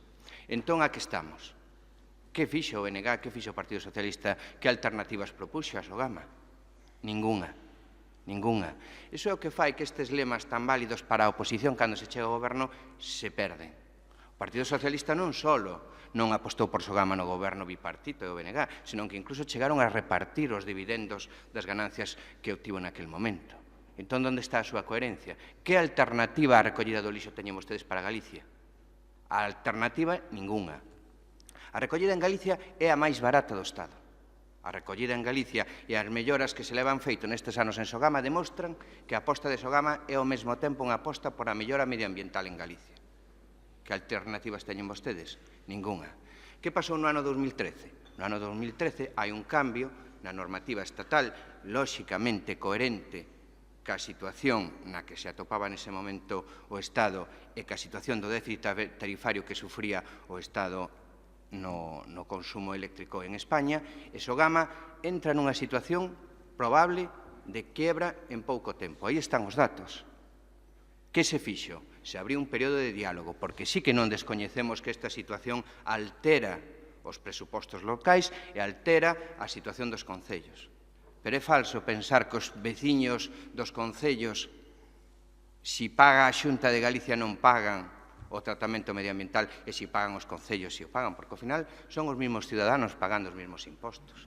O que hai que buscar é alternativas e criticar as melloras posibles xestións que embaratarían esas políticas, pero non as teñen, non teñen ningunha.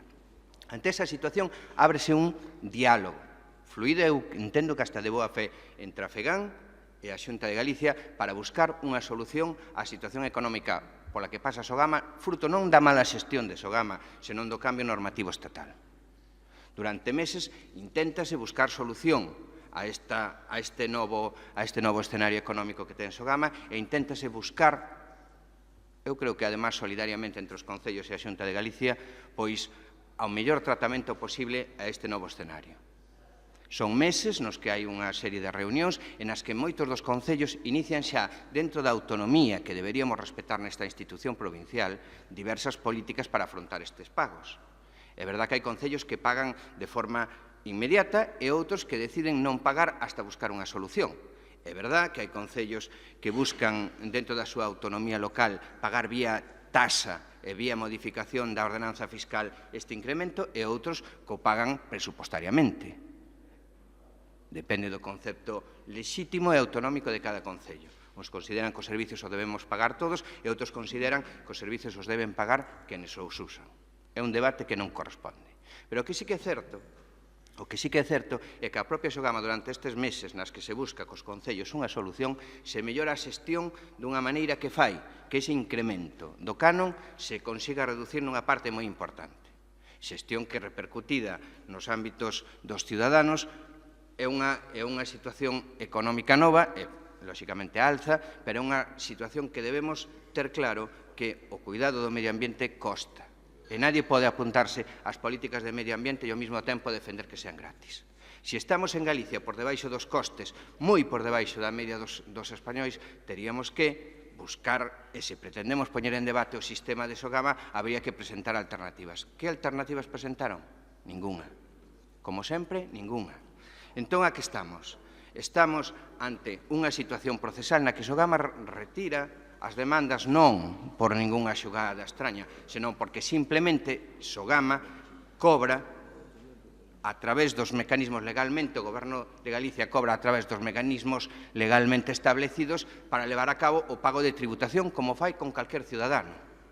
É moi complicado defender que un concello poda deixar de pagar ou que un ciudadano poda deixar os seus impostos, porque crea unha situación de insumisión, efectivamente, a palabra insumisión, que pon en risco o propio funcionamento de todo o sistema.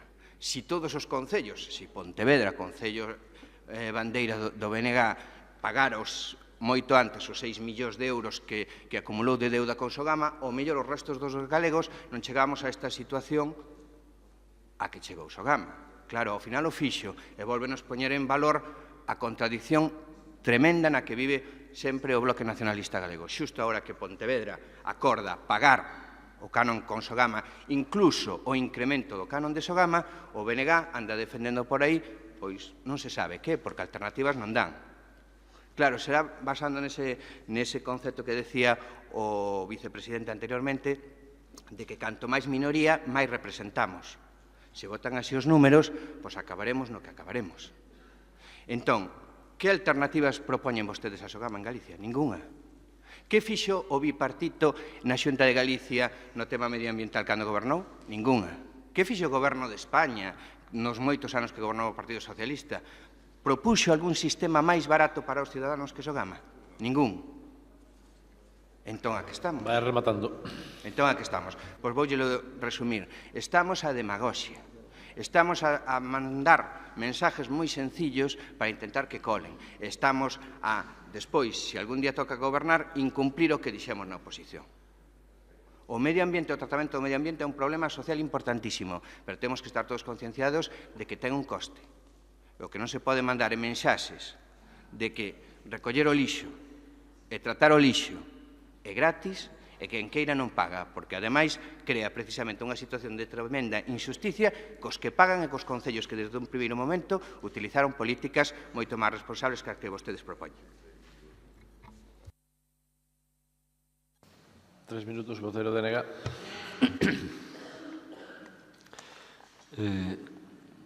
Despréndese pola intervención do señor García que o voto do Partido Popular vai ser en contra desta moción. Claro, eu dicía que había moitos alcaldes aí e precisamente para votar en contra, se que vai votar en contra, para argumentalo, non puxaron ao alcalde, puxaron a un que deixou de ser alcalde. Desde logo que algo fino son, sí, pero bueno, pero non cola, non? Tocoulle, señor García, tocoulle a vostede, non? Porque creo que nos vai votar en contra. É un sacrificio que ten que facer polo partido. Veña, home, veña. E, bueno, o do bipartito, bueno, eu casi non me acordo xa do bipartito. Aquí nadie se acorda do bipartito, nomais que o Partido Popular pouco lles interesa. 3 anos e pico durou o bipartito e parece ser que debeu estar 20 anos o bipartito. Na moción anterior saleu o bipartito tamén.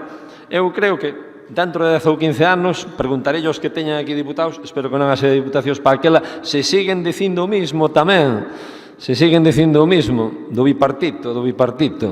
Vamos, un pouquiño de seriedade. E despois, cando poñan datos en riba da mesa, de que temos a recollida de lixo máis barata, non é certo. Se vamos á veciña Asturias, pois non está nos 70 euros como estamos aquí, que andamos polos 70 euros. Os alcaldes e alcaldesas sábeno ben, pregúntenlle a alcaldes de Asturias, están moito por debaixo e con un servicio moi bon e maravilloso, porque Sogama nin dá servicio, nin se fomenta a reciclaxe, porque supoño que na cláusula, no contrato, lle poñeríamos determinadas condicións tamén a Sogama para fomentar a reciclaxe, pero non, como era unha empresa, bueno, sabemos quen está aí, está a Gas Natural para obter beneficios, a ver como se fixo esa cláusula.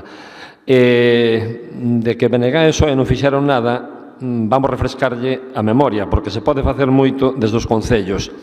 E vámonos á Península do Morrazo, a finais dos 90, onde había 5 concellos gobernados polo BNG e SOE, chamabanlle a Península Roxa, daquela, e tuveron un plan que estenderon por toda Galicia. Foron concello a concello enseñando ese plan que xa era alternativo a Sogama. Daquela aínda non existía Sogama, e era, pois, desde logo, que moi en conexión co medio ambiente, sostible. Ese plan cargouno o Partido Popular, metendo Sogama e facendo demagoxia. E piñanlle o alcalde, tú que queres, que che saque a basura de diante, non, é que che leve, despois aunque a queimemos é igual. Esa demagoxia barata, en vez de facer educación. Eso fixo o Partido Popular a finais dos anos 90. Así que sí que había alternativas. Salían de gobernar o BNG, en eses casos eran concellos co-gobernados BNG, SOE, BNG, sí que se levou adiante. Senón, vayan ás hemerotecas e miren todas as manifestacións que houbo a respecto de Sogama, da incineradora, porque o que está facendo Sogama é incinerar. Entonces, é unha empresa que ten que ter materia prima. A materia prima é o lixo. Canto máis lixo se xenere, máis se incinera e máis cobra. É o sistema que tenen ustedes de tratamento do lixo. Ustedes sí que non tenen outra alternativa. É así de sinxelo, para que darlle máis voltas. É o sistema do negocio, convertir o público en beneficio, cando o público ten que ser servicio, ni máis ni menos. É o retrato do que é o Partido Popular, señores. 3 minutos o vocero do PSOE. Moitas gracias. Mire, señor García, eu a verdade é que non sei se desmemoriou ou non sabe moi ben do que fala. Por aquí non lle vimos a falar de xestión medioambiental exclusivamente. Xestión medioambiental é o que ten que facer Sogama. E non o está a facer moi ben. Cando queira, nos invitámolo a que nos axude a pedirlle a Sogama ou a Xunta de Galicia que faga unha auditoría medioambiental sobre o tratamento de residuos e xestión de residuos que está facendo e despois cos resultados veremos quen se pon colorado. Aquí do que lle estamos falando é de que Sogama decide unilateralmente a través do Goberno da Xunta de Feijóo subirlle aos concellos o resultado da mala xestión de Sogama. E lembremos de onde ven o problema económico de Sogama, que non ven de se lle pagaba o Concello de Pontevedra ou non. Sogama atópase con unha débeda que debe pagar en 2015 e 2016, que é unha débeda que ten contraída consigo mesma, cos seus socios, cos seus propietarios, que son a Xunta de Galicia e Gas Natural Fenosa.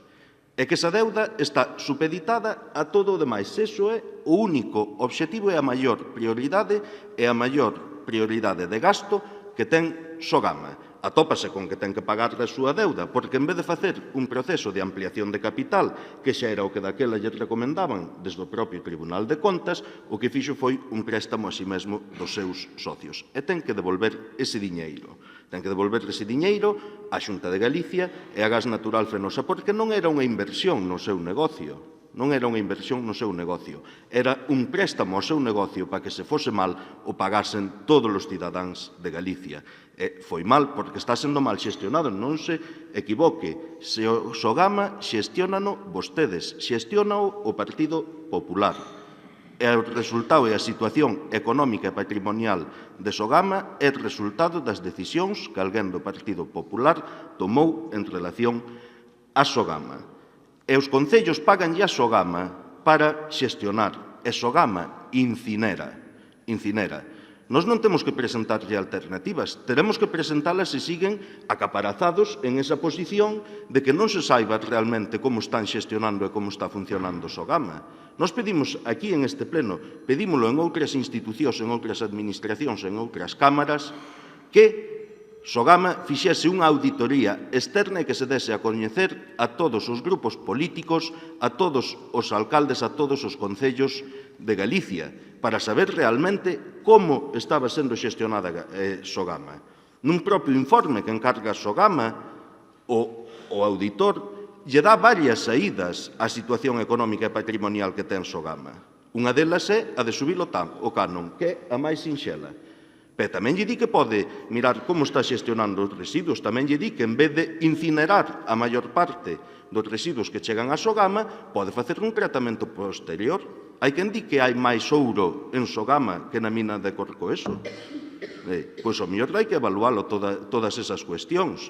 Se Sogama realmente fixese reciclaxe, se Sogama realmente fixese unha separación de residuos e tratase adecuadamente os residuos, estaría nunha situación económica de ingresos moito mellor. E non nos esquezamos que é unha decisión de Rajoy o que corta, o que retalla polo pé os ingresos que Sogama recibía pola produción de enerxía a través da incineración e que despois do decreto ese maravilloso da tarifa eléctrica, en vez de ingresar, pouco máis que ten que pagar por producir enerxía. E aí é onde se complica e se compromete a situación económica de Sogama. E utilizan este instrumento que, de momento, os xulgados din que, cando menos, pode haber visos dunha inconstitucionalidade. E nós o que pedimos é que a Xunta non siga sendo instrumento de Sogama para pagar as débedas da súa mala xestión por parte dos concellos e dos veciños, e que Sogama se poña a traballar en serio, se poña a xestionar o que ten que xestionar, e a partir de aí,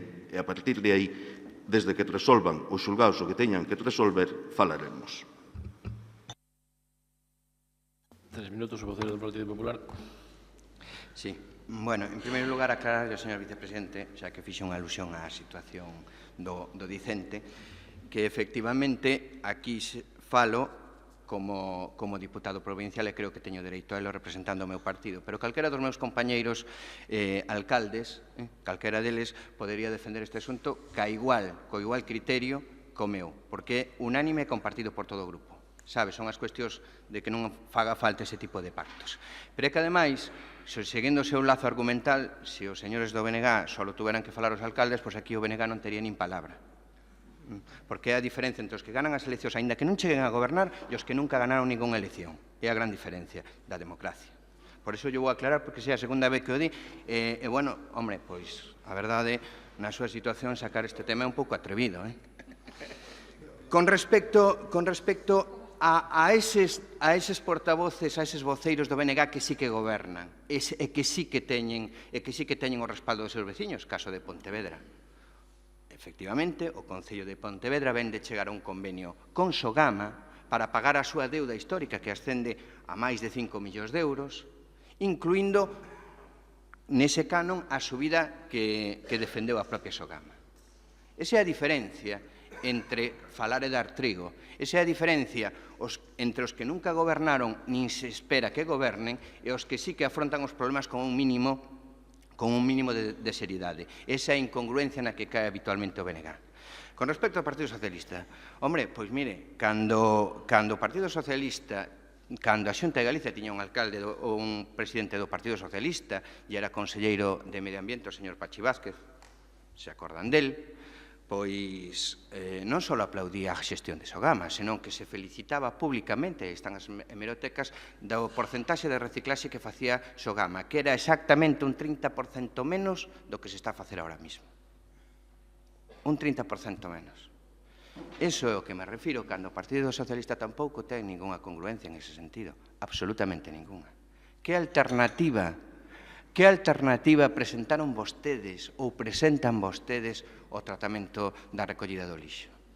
Queren facer ver aos veciños que a Xunta de Galicia, si paga o incremento dese canon, non o pagan os propios veciños?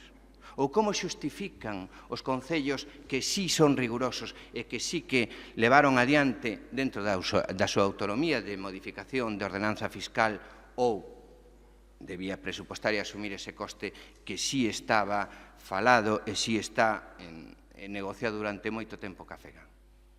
Que fan con esa xente? Ustedes están intentando decir que cando cheguen ao goberno, que non vai ser próximamente, pero se algún día chegaran, que van a cambiar xusto o que non cambian cando xa gobernaron? Ou que teñen unha alternativa? Cal é a súa alternativa? O sistema de Asturias? Cal é o sistema de Asturias? Onde está escrito que o sistema de Asturias sea mellor que o galego? O único dato e a única realidade é que Galicia, o custe da recollida do lixo nos concellos de Galicia é o 60% por debaixo da media de España.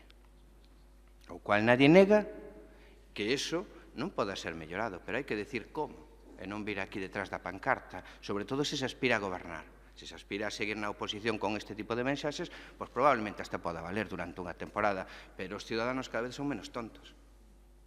Entón, hai que ter alternativas, e vostedes traen unha moción sin alternativa ninguna, sin decir como conseguirían equilibrar o presuposto de Sogama, que non é fruto o desequilibrio do ano 13 de ninguna política de mala xestión. Onde están as súas acusacións sobre ninguna política de mala xestión?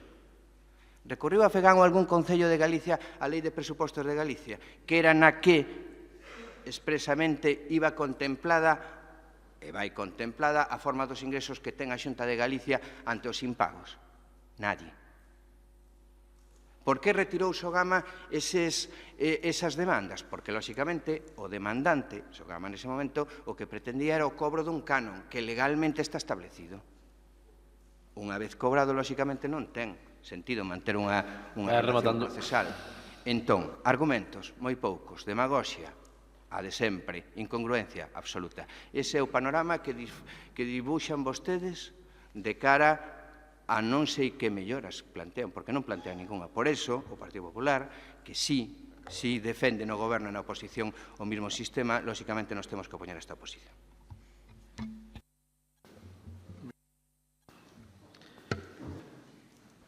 Sí, pois vamos a ver logo a postura de diputados, diputadas, alcaldes e alcaldesas ao respecto. O interés desta moción é que o acordo sexa unánime para dirixirnos á Xunta para que estime os recursos presentados polos concellos a través da vía administrativa en conta destas situacións e, por outra banda, que o Pleno da Diputación inste á Xunta a derrogar as subas dos canos de Sogama. Iso é, ao final, en resumidas cuentas, o que queremos sacar daqui, a parte dese debate que eu creo que é interesante, pero está ben tamén para facer noutros medios e noutros foros. A respecto do que fan concellos do BNG con Sogama, usted mesmo dixo convenios. Desde logo que hai concellos que defenden os intereses veciñais e que non tragan co que lles imponen e sentan a Sogama a asinar un convenio. Eso, desde logo, que os concellos do Partido Popular agachan a orella e non o fan. Eso teña claro que é así. E ainda tendo en conta que a recollida tendo en conta que sexa certo que a recollida sexa máis barata en Galicia, que desde logo que non é así, tamén lle digo unha cousa, tamén os traballadores que traballan na recollida e Pasogama cobran moitísimo menos cos do resto do Estado. Isto tamén é unha comparación demagóxica e horrorosa. Aquí todo é menos, aquí as pensións son menos, os salarios son menos, todo é menos. Claro, proporcionalmente, a recollida será máis barata tamén. Ese argumento, desde logo, que non vale. Señor presidente, antes de proceder á votación, quería pedir autorización e permiso para expoñer a miña postura, porque obviamente non vou apoiar esta moción. Bueno, obviamente non ten a palabra, porque no momento non ten grupo, pois non lle podo dar a palabra. Que hai uns turnos suficientemente específicos para cada grupo, creo que xa está debatido suficientemente a... Home, creo que como un dos concellos afectados e dada a moción que presenta o bloque, eu creo que debería poder falar. Se usted considera que non o debo facer, pois non o farei no fora. Eu creo que é máis intelixente, máis correcto que calquer diputado, como dice este regulamento orgánico, poda pedir a palabra e explicar o seu voto. Se me dá a palabra, falo, e se non, obviamente... Non lle dou a palabra. Moitas gracias.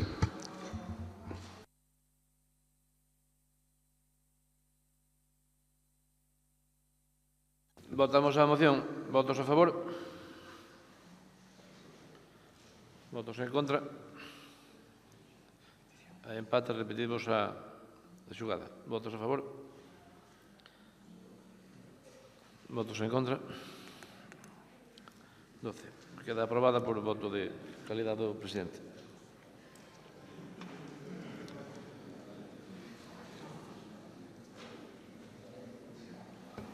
Asunto número 5, moción do Grupo Provincial Popular relativa á reparación e rehabilitación da vía provincial Monforte, Currelos, Lugo, P3202 e a súa actuación nos orzamentos do ano 2016.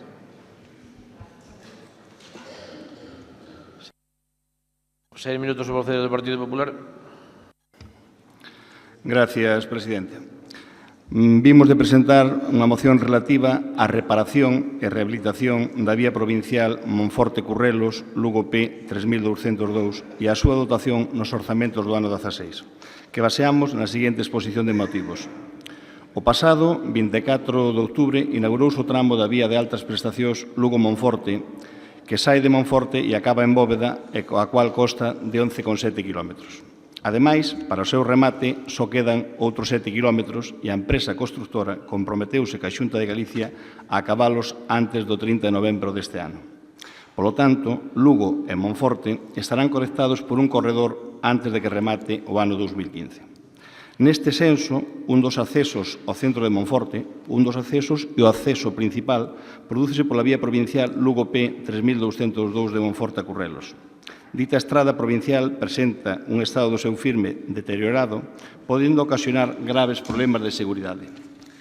Sendo coñecedores do estado do firme desta estrada, xa estando no Goberno provincial, tiñamos previsto o seu arranxo ca dotación correspondente nos orzamentos do ano 16 para o seu financiamento. Por todo isto, o Grupo Provincial Popular eleva ao Pleno da Diputación Provincial de Lugo a presente moción relativa á rehabilitación e reparación da vía provincial Monforte-Currelos Lugo P 3202 e a súa dotación nos orzamentos do ano 16 e proponse a aprobación dos seguintes acordos: que a Diputación Provincial de Lugo repare e rehabilite a vía provincial Monforte-Currelos Lugo P 3202 e que a Diputación Provincial de Lugo dote do financiamento desta actuación nos presupostos do ano 2016. Bueno, eu creo que estamos a falar dunha carretera que todos coñecemos perfectamente, é unha carretera que non só comunica Monforte co resto das parroquias da zona noroeste e ca parte de Currelos e do Sabiñao. Creo que son dous concellos importantes da zona sur que teñen a súa vía de penetración e a súa vía de comunicación con Monforte, por tanto, cos colexios, cos servicios médicos do hospital, cos servicios propios do comercio a través desta vía. É unha vía que, de algún xeito, vertebra e artella o sur da provincia de Ribeira Sacra e que, ademais, ahora mesmo, ca posta en marcha do corredor Monforte-Lugo, cune as dúas principales cidades da provincia, os monfortinos, se non se arranxan esta vía, se lle dá unha salida natural, pois verían moi limitada ou mermada a súa capacidade de poder enlazar co corredor para vir al Lugo. Eu creo que é unha petición razonable. O que vimos a pedir aquí é que se arranxe o que xa é obligación da Diputación, que é arranxar unha vía provincial, o sea, non estamos pedindo arranxar unha vía de titularidade municipal. Era un tema que desde fai moito tempo os concellos de Monforte e do Sabiñao xa o viñeron reclamando continua e constantemente e que o Concello de Monforte, gobernando Severino do BNG, pois fixo esa petición e eu creo que xa en campaña o propio alcalde do PSOE de Monforte tamén a reivindicou. Por tanto, eu creo que é un tema que merece moi pouca explicación. Trátase deso, de poder dotar e arreglar unha carretera, primeiro, que xa é obligación da Diputación, pero segundo, que é unha carretera que, dado o seu estado, que ahora mesmo, pois, sinceramente, non é o correcto, está bastante mal, pois, que de alguna maneira lle poda dar unha salida natural hacia Lugo, a principal cidade da provincia despois da capitalidade. Gracias. 6 minutos, o voceiro do BNG.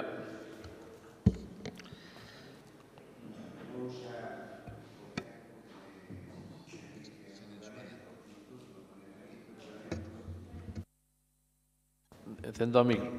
Decía que vou usar o tempo que me permite o regulamento e no turno ou na quenda que me permite o regulamento, e aínda que son moitas as tentacións, dende o BNG non imos a colaborar en ningún momento en converter este pleno nun espectáculo mediático onde as liortas ou as aspiracións persoais sexan despois as noticias que saian deste pleno, non?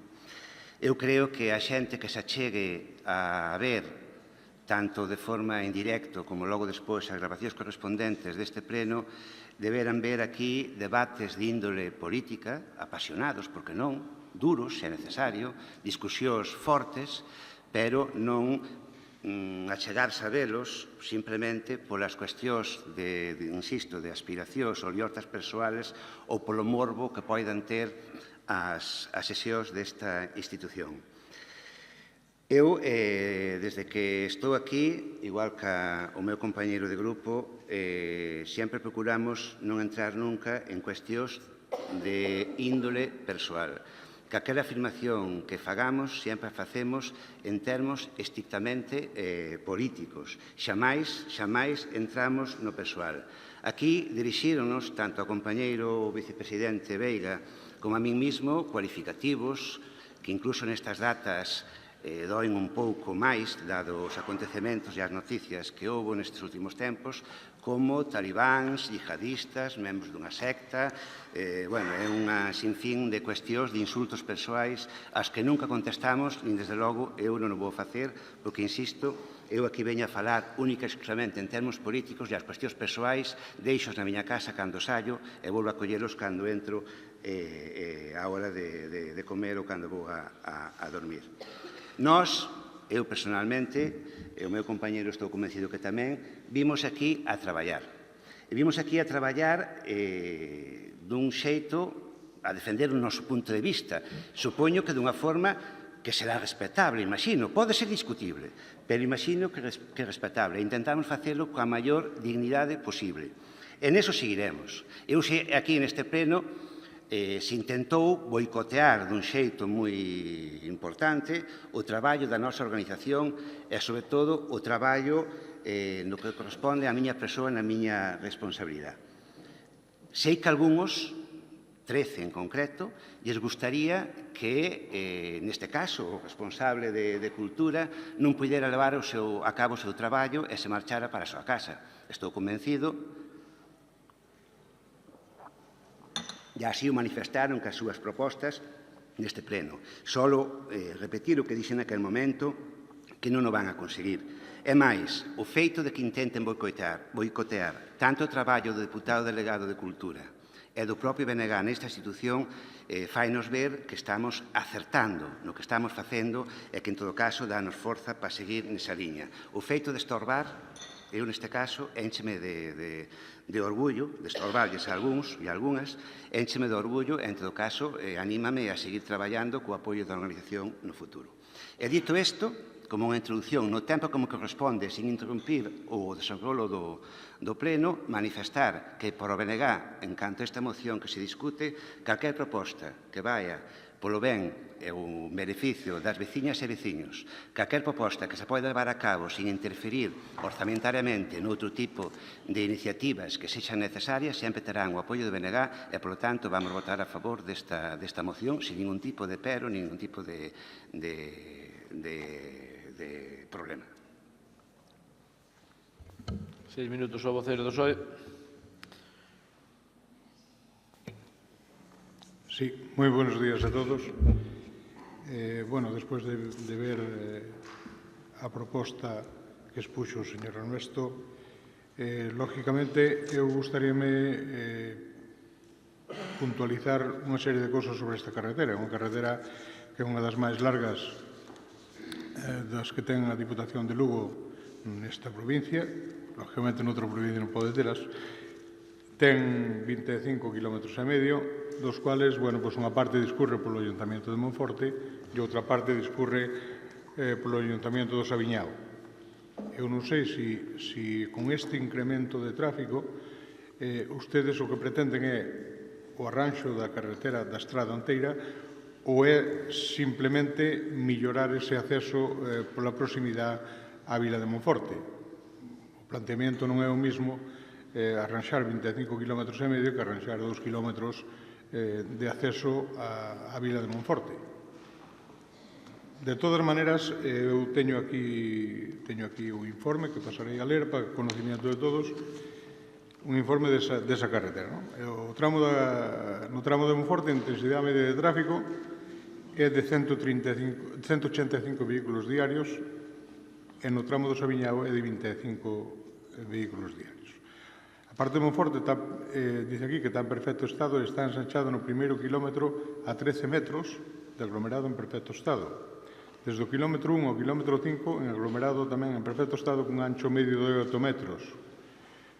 Desde o 5 ao 9 en riego asfáltico tamén en bon estado un ancho medio de 6 metros. E a partir de aí, que é onde xa entramos no Concello do Sabiñao, pois temos un ancho inferior a 6 metros, debe andar nunha media entre os 4 e os 5 metros, que necesitaría unha regeneración, polo menos nunha parte dela.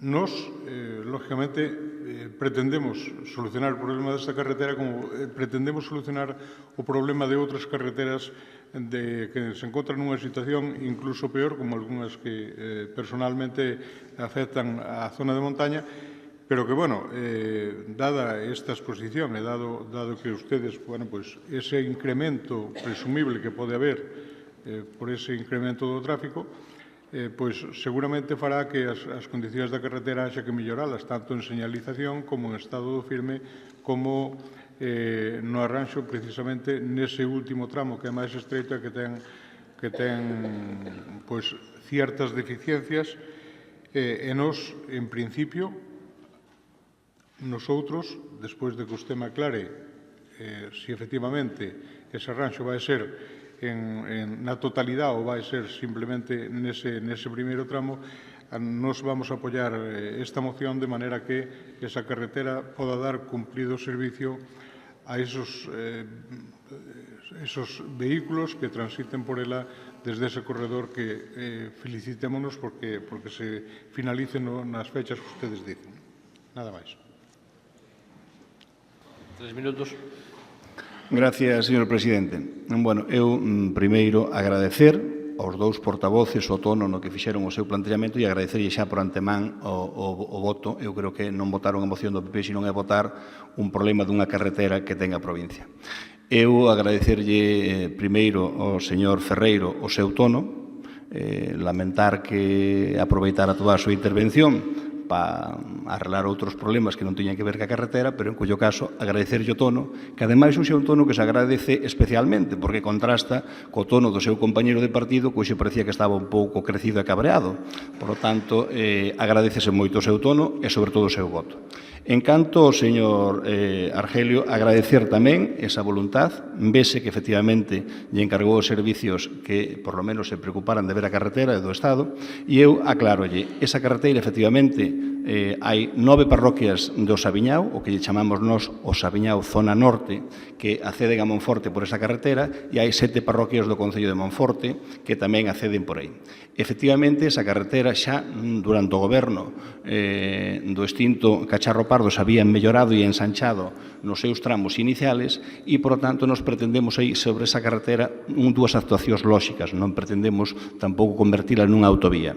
É dicir, hai a parte do Sabiñao que, efectivamente, o teu dixo está moi mal e o que pretendemos que se faga unha rehabilitación dentro das posibilidades da Diputación, e logo hai unha parte final, e é a parte que enlaza con Monforte, que é certo que o firme pode estar ben porque está en aglomerado, necesita algunhas melloras, pero, sobre todo, dado que ahora mismo enlazou co corredor, o que necesita son unhas melloras señalécticas. É dicir, entonces, eu creo que estamos todos nesa línea, agradecerlle a labor feita e incidir que reparar todo o que é o firme que non foi reparado nos últimos anos, que é a parte que sai desde Monforte ao Sabiñao, e incidir na señalética e no pintado incluso do que é o tramo urbano de Monforte. Gracias.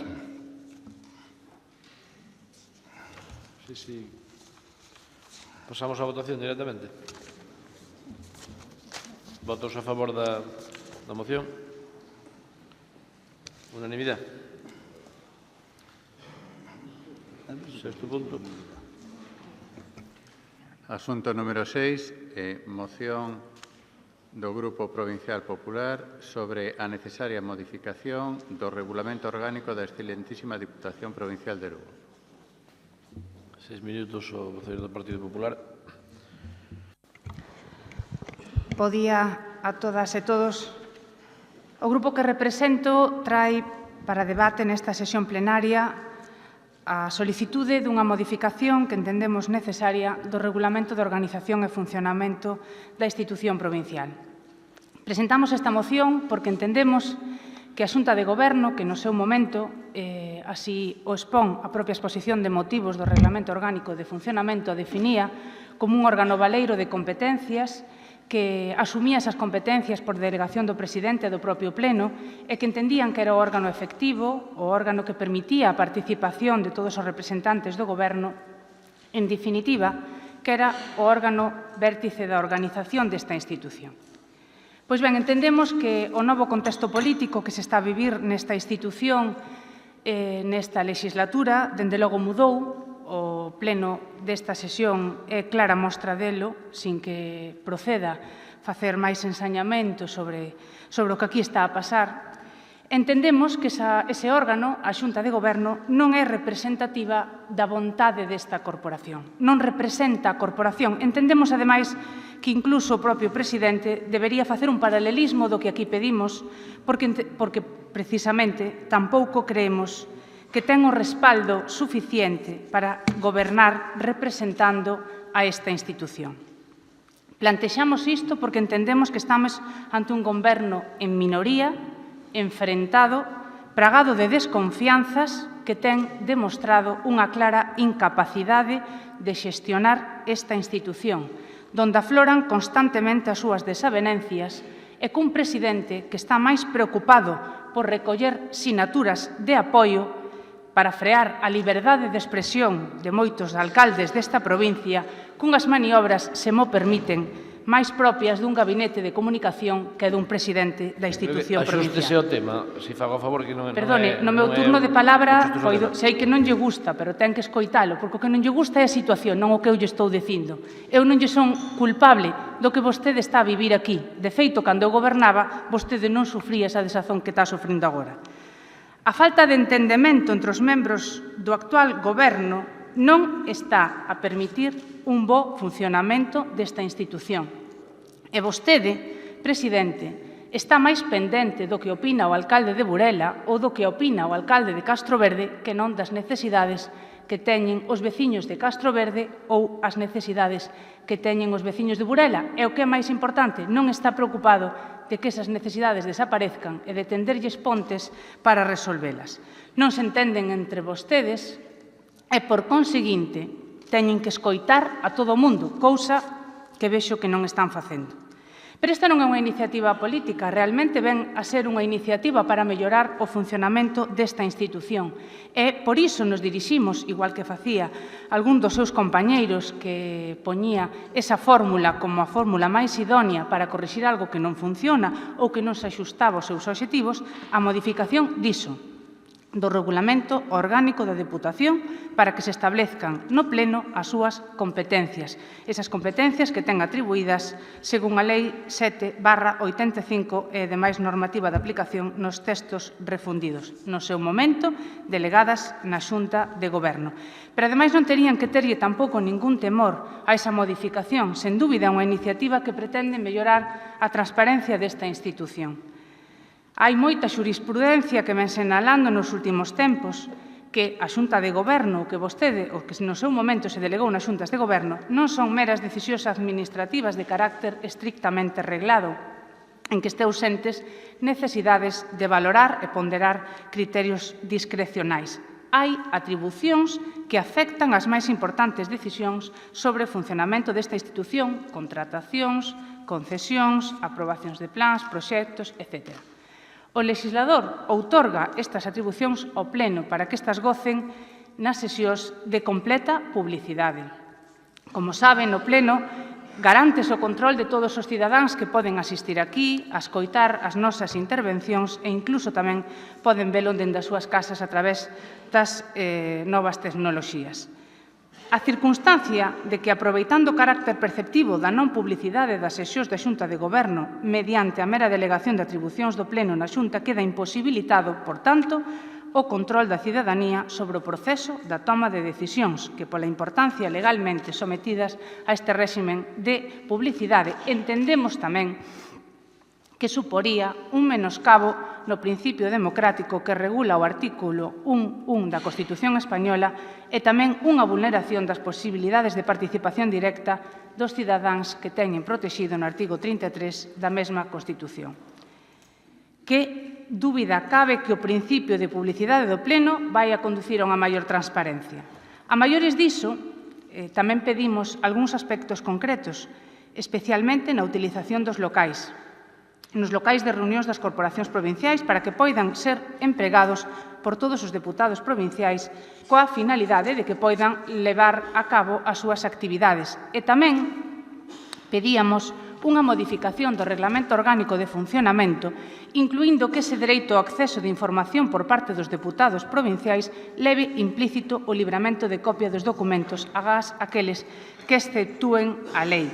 Temos que decir tamén, recoñecelo públicamente, que incluso nos decretos de presidencia, no que o propio Reglamento Orgánico de Funcionamento recoñece a copia, de feito, todos os alcaldes normalmente nas sesións plenarias danse conta por escrito e con copia aos deputados. Aquí estamos nesta última etapa vendo serias dificultades en horarios e incluso cando ofrecemos posibilidades para ir a consultalos, pois se nos cambia de horario unhas horas antes, simplemente para que non poidamos facer o noso traballo. Esta é a situación que moitos dos exemplos poderíamos dar dos que se viron hoxe aquí, para comprobar que, efectivamente, vostede, señor presidente, eses 13 máis que 12 que alardeaban cando registraron a moción de censura para desplazar a un equipo unido, un equipo que estaba traballando con rigor, con seriedade, pensando na provincia, pois evidentemente se rachou por circunstancias que descoñecemos ou que non sabemos se axusta a realidade o que ven na prensa, e por conseguinte entendemos que este órgano en donde todos estamos representados, especialmente e de xeito máis significativo aqueles que ganamos as eleccións, teñamos algo que decir, porque tamén debemos de recoñecer que ao único momento en donde se ven que teñen que consultarnos ou, como mínimo, teñen que chegar a acordos. Porque aquí hai que decir que discrepo nese caso do compañeiro do Bloque Nacionalista Galego cando dice que a cidadanía ten que vir a vernos discutir. Non pode vir a vernos discutir. Ten que vir a vernos adoptar acordos, como algúns dos que adoptamos antes desta iniciativa. E por iso, para iso, cando uno ten a maioría suficiente, debe de intentar tender pontes e escoitar. Debe intentar escoitar, porque non ten a maioría suficiente para sacar os seus acordos adiante. Pero debe escoitar non só por iso, porque seguro que temos cousas moi interesantes que decirlles. E precisamente con esta modificación no Reglamento Orgánico de Funcionamento garantizámonos que todos os grupos, que pode ser que o 50% xa non teñamos representación nesa Xunta de Goberno, pois teñan que ser escoitados. 6 minutos ao veceiro do BNG. Bueno, intentando seguir usando ese tono tranquilo da intervención anterior, intentarei.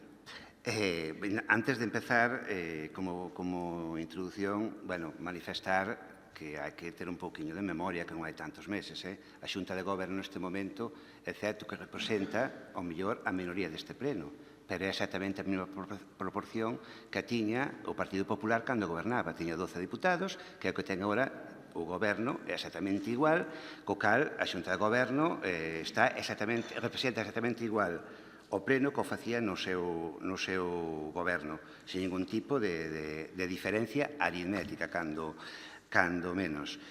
Incapacidade do Goberno tampouco eu, polo que eu coñezo, tampouco o admito, porque eu que aseguro, polo menos na área que eu me toca dirixir, que se fixeron bastantes máis cousas, pero moitísimas máis, nun mes que nos 4 anos anteriores. E máis, as cousas que se fixeron, que nos 4 meses anteriores, que estuvo vostede no Goberno. E máis, as cousas que se fixeron, as cousas que levaron adiante, collémonas exactamente igual que estaban no mes de xuño, cando se deixou o anterior Goberno, deixou as súas responsabilidades. Co cal incapacidade, non sei, ainda que intentan vostedes, que señamos incapaces, inténtano, pero cando menos, hasta onde eu sei, non o están conseguindo. Ben, esta moción, eu teño que manifestar que dentro do BNG, no fondo, hasta poderíamos estar de acordo. Non tería, no fondo das cuestións que se plantean, non tería maior problema. O problema é un problema de formas. Porque, polo que eu entendo, o actual regulamento que está en vigor, o que nos rixe a nosa actuación ata o momento, fora no seu momento sacado adiante co consenso de todo o pleno, estando de acordo todas as forzas políticas representadas. Entón, eu entendo que se considera que neste momento hai que facer cambios, pois non pasa nada. Como ben dixo o compañeiro Veiga antes, as normas están para cambiaras cando se considere necesario. Pero eu creo que habría que facelo igual que se fixo o actual regulamento. Neste caso, por intentar buscar a unanimidade, ou cando menos falalo. Eu, en todo caso, proporíalle que se consideran que hai que facer cambios, e insisto que no fondo hasta poderíamos estar de acordo en alguma cuestión, senón en todas, non? Que retiren a moción e que se cambie por unha proposta de empezar a falar os 3 grupos políticos que están representados neste pleno para facer os cambios que seren oportunos e volver a sacar un regulamento máis ou menos igual ou máis ou menos distinto que poida volver a crear esa unanimidade da que había ata o momento. E que máis, cando ustedes gobernaron, nesa situación de 12 diputados de 25, non se pasou pola cabeza facer ningún tipo de cambio. Non entendo por que agora que ustedes non gobernan, habendo a mesma proporción aritmética, hai que facer os cambios. Pero aparte diso, e indo xa un pouquiño ás formas tamén, non? Nas 3 cuestións que plantean, eu creo que é dunha hipocresía sin precedentes. Primeiro punto, o tema da delegación da Xunta de Goberno. Xa partindo da base que eu, polo que entendo, son poucas as delegacións do Pleno na Xunta de Goberno, son poucas, e que onde ustedes gobernan non é que señan poucas, é que todo canto poden agapañan, non? Vaya a expresión, para a Xunta de Goberno, pero non como é aquí o caso, para que funcione mellor a institución. Non, é para ocultar o que se fala nesa Xunta de Goberno aos veciños e veciñas dos concellos correspondentes, para que a cidadanía non se entere das componendas que teñen na Xunta de Goberno e a oposición non seña consciente dela. Aquí, polo que vexo, as reunións da Xunta de Goberno, as actas cólganse ao momento, máis ou menos, na páxina web, hai unha rolda de prensa despois de cada Xunta de Goberno onde se dá conta, punto por punto, do que ali se fala e non hai ningún tipo de ocultación. En moitos concellos onde vostedes gobernan é que se fai a propósito para ocultar. É máis, a oposición para conseguir un acta temos que sacala con un sacho. E iso varios meses despois de celebrarse as reunións da Xunta de Goberno. E pasa en moitos concellos da provincia. En todo caso, eu alégrome que teñan esta postura, este cambio de postura política. Espero que nos concellos onde teñen todas as competencias posibles na Xunta de Goberno empecen a devolverlas ao Pleno para que a oposición poida facer o seu traballo e poida realmente participar na fiscalización desas decisións da Xunta de Goberno. Locais. Tamén quero lembrarlle que cando o Partido Popular gobernaba nesta institución non había locales para ningún grupo político. Só os tiña o señor Cacharro e o seu goberno que tiña toda a diputación para eles. Ningún grupo da oposición tiña locales. Foi o bipartito quen instaurou uns magníficos locales que ten cada grupo político aí na Praza de Santo Domingo, que son locales ben dotados en os que se pode traballar, eu espero que no do PP, polo menos como no do BNG, que inda que é pequeno, trabállase cómodamente nel. O do Partido Popular é máis grande, espero que se traballe igual de ben, e se non é así, pois que o manifesten. E aparte diso, sempre que seña polo ben do traballo para a institución, eu pareceme ben o uso de locais. O que non estou de acordo é usar os locais da Diputación para cuestións partidistas. Para iso están os locales dos grupos políticos ou as sedes dos partidos. Non están as salas da Diputación. En canto ao acceso da información, ainda é posiblemente o que máis me extraña, porque eu penso que calquer diputado que irá ir consultar a información pode ir e ten os servicios abertos para consultar o que queiran. O que pretenden vostedes, que é moi distinto, é non ter que facer ese traballo. É que lle lo manden. Pretenden encima que lle levemos as fotocopias á casa, polo que vimos o outro día. Teñen 3 diputados con dedicación exclusiva, que cobran ao ano 150.000 euros. E ainda pretenden que collemos as fotocopias e lles vemos levar aos seus sitios. Home, por favor, un pouquiño de sentidiño común. Non pasa nada porque suben as escaleras, cando menos os 2 diputados que non teñen outra cousa mellor que facer, a consultar os expedientes onde están. Ustedes saben perfectamente que hai información neses expedientes que hasta que son aprobados non poden salir da institución. Sábeno perfectamente. En todo caso, insistindo que eu defenderei sempre que cada un dos 25 diputados deben ter acceso a toda a información que se move na Diputación sin ningún tipo de restricción. Pero os diputados é onde teñen que estar, e aquela información que non pode sair afora, non pode salir, e punto. Agora, a consulta, desde logo. En canto me corresponde a min personalmente, creo que pode falar tamén polo compañeiro do grupo, polo señor Veiga, desde logo, teñen os servicios abertos todos os diputados desta casa para consultar o que creen oportuno. O das copias, lóxicamente, xa depende do que informen os propios funcionarios se pode facer ou non.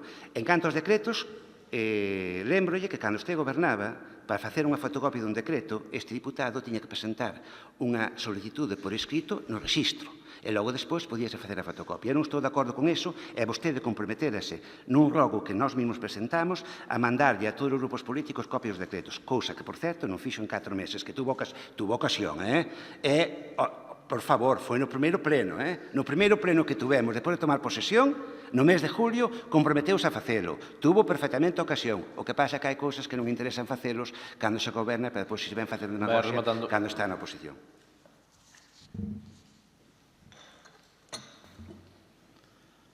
Seis minutos ao voceiro do PSOE. Moitas gracias. Seguimos nesta exhibición de desmemoria ou de descoñecemento da realidade e da historia recente. A situación na corporación mudou exclusivamente nun aspecto. que antes gobernaba o Partido Popular e agora goberna o Partido Socialista e o BNG. Iso é no que mudou. En outras cuestións tamén, pero esa é a máis significativa. Esas circunstancias que vostede di de división, de minoría, enfrontamento e tal, afectarán en todo caso os propios grupos políticos ou as propias organizacións políticas que aquí están representadas. En canto á cuestión numérica, 12 eran 12 o 24 de xuño e 12 son 12 o 24 de novembro. Entón, non sei en que variaron as circunstancias porque vostede puido levar o primeiro pleno no que celebrou, xa que vostede axiliza tanto os trámites cando lle interesa, esa modificación do regulamento para que aqueles asuntos de interese non se poidesen aprobar na Xunta de Goberno ou non estar representado nela a maioría da maioría da corporación provincial. Pero non o fixo, porque daquela non lle conviña. Tampouco trouxo ao pleno os 5 millóns de euros que repartiu entre os seus amigos, señora Candia. Vostede o que ten é que non acaba de aceptar que está na oposición, vostede pretende dificultar e bloquear a acción de goberno por todos os canales, por todas as canles posibles. E iso é o que veñen as súas propostas. Pero non se preocupe que saqueas adiante ou non as saque adiante, seguiremos gobernando con transparencia, con axilidade e con decencia esta institución. Pide vostede o dereito ao acceso á información por parte dos deputados provinciais que leve implícito o libramento de copias dos documentos sin limitarse os casos agás aqueles que se exceptúen por lei. Está ben que se acorde daqueles que se exceptúen por lei, porque a veces non se acordan tanto de esas cuestións. Vostede sabe, e debe sabelo como alcaldesa, como presidenta da Deputación de Lugo, que foi como deputada provincial, que isto non é unha cuestión tan sinxela. Non hai ningún problema de ocultación de información, por moito que vostede pretende trasladalo. Problemas de ocultación de información habíaos antes, cando non só non se daban copias, senón que non se daba nin acceso aos expedientes e os propios deputados provinciais, e se os manifestaron deputados que hoxe siguen na corporación e que foron voceiros, que foron da oposición, o señor Cacharro Pardo, que tiñan que ver os expedientes nos propios pasillos. E de copias non hai. Aquí non se lle negou unha copia a ninguén da que tuvese dereito, evidentemente respetando a capacidade operativa dos servicios nos que se solicite. Vostede non pode pretender que un expediente de 1000 e pico folios ou de 2000 e pico folios que este nun servicio, imagínese, intervención ou contratación antes de resolver, vaya a reprografía a fotocopiar e pois non este ese servicio traballando sobre o expediente como ten que traballar ou resolvendo as cuestións que ten que resolver sobre el. Vostede sabe que iso é totalmente inoperativo. De todos modos, vostede pode solicitar, e vostede coñece e debe coñecer en que supostos a ampara a lei para solicitar copias e pode solicitalas porque non lle serán denegadas, eso sabe vostede moi ben. E máis desde que esta institución pasou de ser declarada hostil polo Valedor do Pobo alá polo ano 2006 ou 2007 a ser declarada a sexta máis transparente e que maior fomenta a participación dos membros da corporación a posteriori co goberno bipartito. Tamén pide a regulación do uso de todos os locais de reunión da Corporación Provincial para a súa utilización por todos os deputados provinciais coa finalidade de que estes poidan levar a cabo as actividades propias á súa condición de deputados provinciais, de xeito que se autorice a dita utilización dos locais atendendo a data das solicitudes formuladas e registradas. Vostede sabe, como a min, que isto é absolutamente inoperativo, porque mañán calquera deputado provincial, en nome propio do seu grupo provincial, pode solicitar o uso do salón de actos para todos os días do ano. E calquera solicitude que veña despois non poderá ser atendida. Por exemplo, vostede sabe que hasta o 2007 ningún grupo político tiña un local para o seu uso en exclusiva nas instalacións da Deputación Provincial. E vostede sabe que ten un local a disposición do Grupo Popular no que pode desenvolver con normalidade a súa actividade. Non creemos que os espazos comúns das institucións deban ser empregados para o uso partidista e para o uso estritamente político e que afecte estritamente a un partido político porque son bens de todos. Nos abrimos a Deputación a todos os cidadáns para que desenvolvan a súa labor. Como grupos políticos, desenvolvámola nos locales, naqueles lugares que temos habilitados para facelos e que están vinculados estritamente á nosa actividade política, porque non é tan siquiera estético que se utilicen as sedes institucionais para facer manifestos políticos puros e duros debaixo das siglas de un partido político, sexa un ou sexa outro. Xa sei que a vostedes lles gustaba utilizar as propias redes da Deputación para colocar os seus mensaxes políticos, pero é unha cuestión da que vostedes teñen que responder e que nós non a practicamos e non a compartimos. E despois está o que poñen como primeiro punto, que é o restablecemento no pleno de todas as súas competencias que no seu día foron delegadas na Xunta de Goberno, tanto as que fai referencia ao reglamento orgánico vixente como as que se poidan derivar doutros acordos plenarios.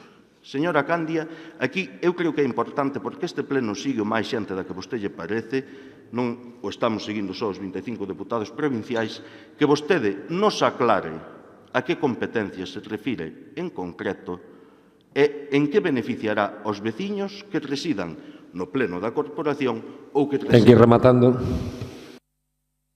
...de goberno. Porque non é un tema baladí, porque poden afectar aos veciños en positivo, seguro que sí, ou poden afectar en negativo, que o discutiremos. Entón, o primeiro é non facer esa moción vacía de contido real, na que restablecemento de todas as súas competencias, como se isto fose... Ten que rematar, señor Santos. ...unha desbandada na que vostede ven hoxe aquí e, se ten sorte, deixa a Xunta de Goberno sin competencias. Non é así. Espero que mo aclaren neste punto e despois entraremos no concreto de cada unha das cuestións. Segunda quenda, 3 minutos. Antes de dar a palabra ao grupo propoñente, dada a trascendencia do mismo, he visto informe... Estamos no turno de intervencións do debate. Señor Presidente, unha cuestión de orden. Señor Presidente, unha cuestión de orden. Sí, estamos no turno de intervencións. Señor Presidente, según o regulamento que está en vigor, os diputados poden... Señor Presidente... Hai que rematar estas intervencións.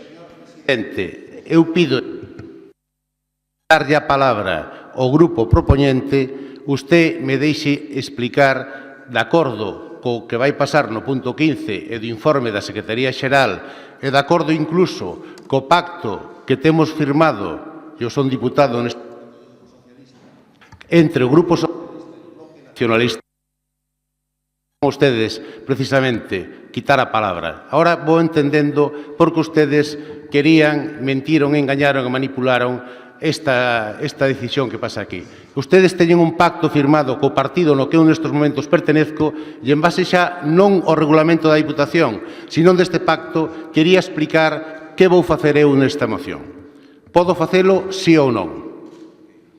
Creo que hai de xigante que había un regulamento orgánico de Diputación, que creo que xa foi bastante generoso con vostede noutras sesións plenarias, e que dixe que non ten por que alterar o orden de intervencións. Cando usted sea diputado do grupo escrito, pois poderá falar como a todos os diputados. Eu creo que debe de ler o regulamento, porque dice que os diputados poden presentar enmiendas e mocións a título individual ainda estando nun grupo. Se usted non me deixa exercer ese dereito, pois eu vou no acatar, pero creo que o regulamento actual reconocería esta intervención. Ahora, estou a súa disposición. Este grupo pide que se posicione os servizos xurídicos ou que faigamos un receso, porque non vamos a estar constantemente, senón a situación convírtese constantemente nun esperpento. De acordo, pois que o señor secretario nos indique as posibilidades que hai neste tema. Vamos a ver, en el momento presente estamos en el debate de una moción que se ha presentado y como tal debate intervienen, de acuerdo con el reglamento orgánico, con el ROF, los portavoces de los grupos políticos. En relación con el diputado interviniente, en este momento y hasta que no se llegue al punto 15, pertenece al grupo político del Partido Socialista, al Grupo Provincial Socialista.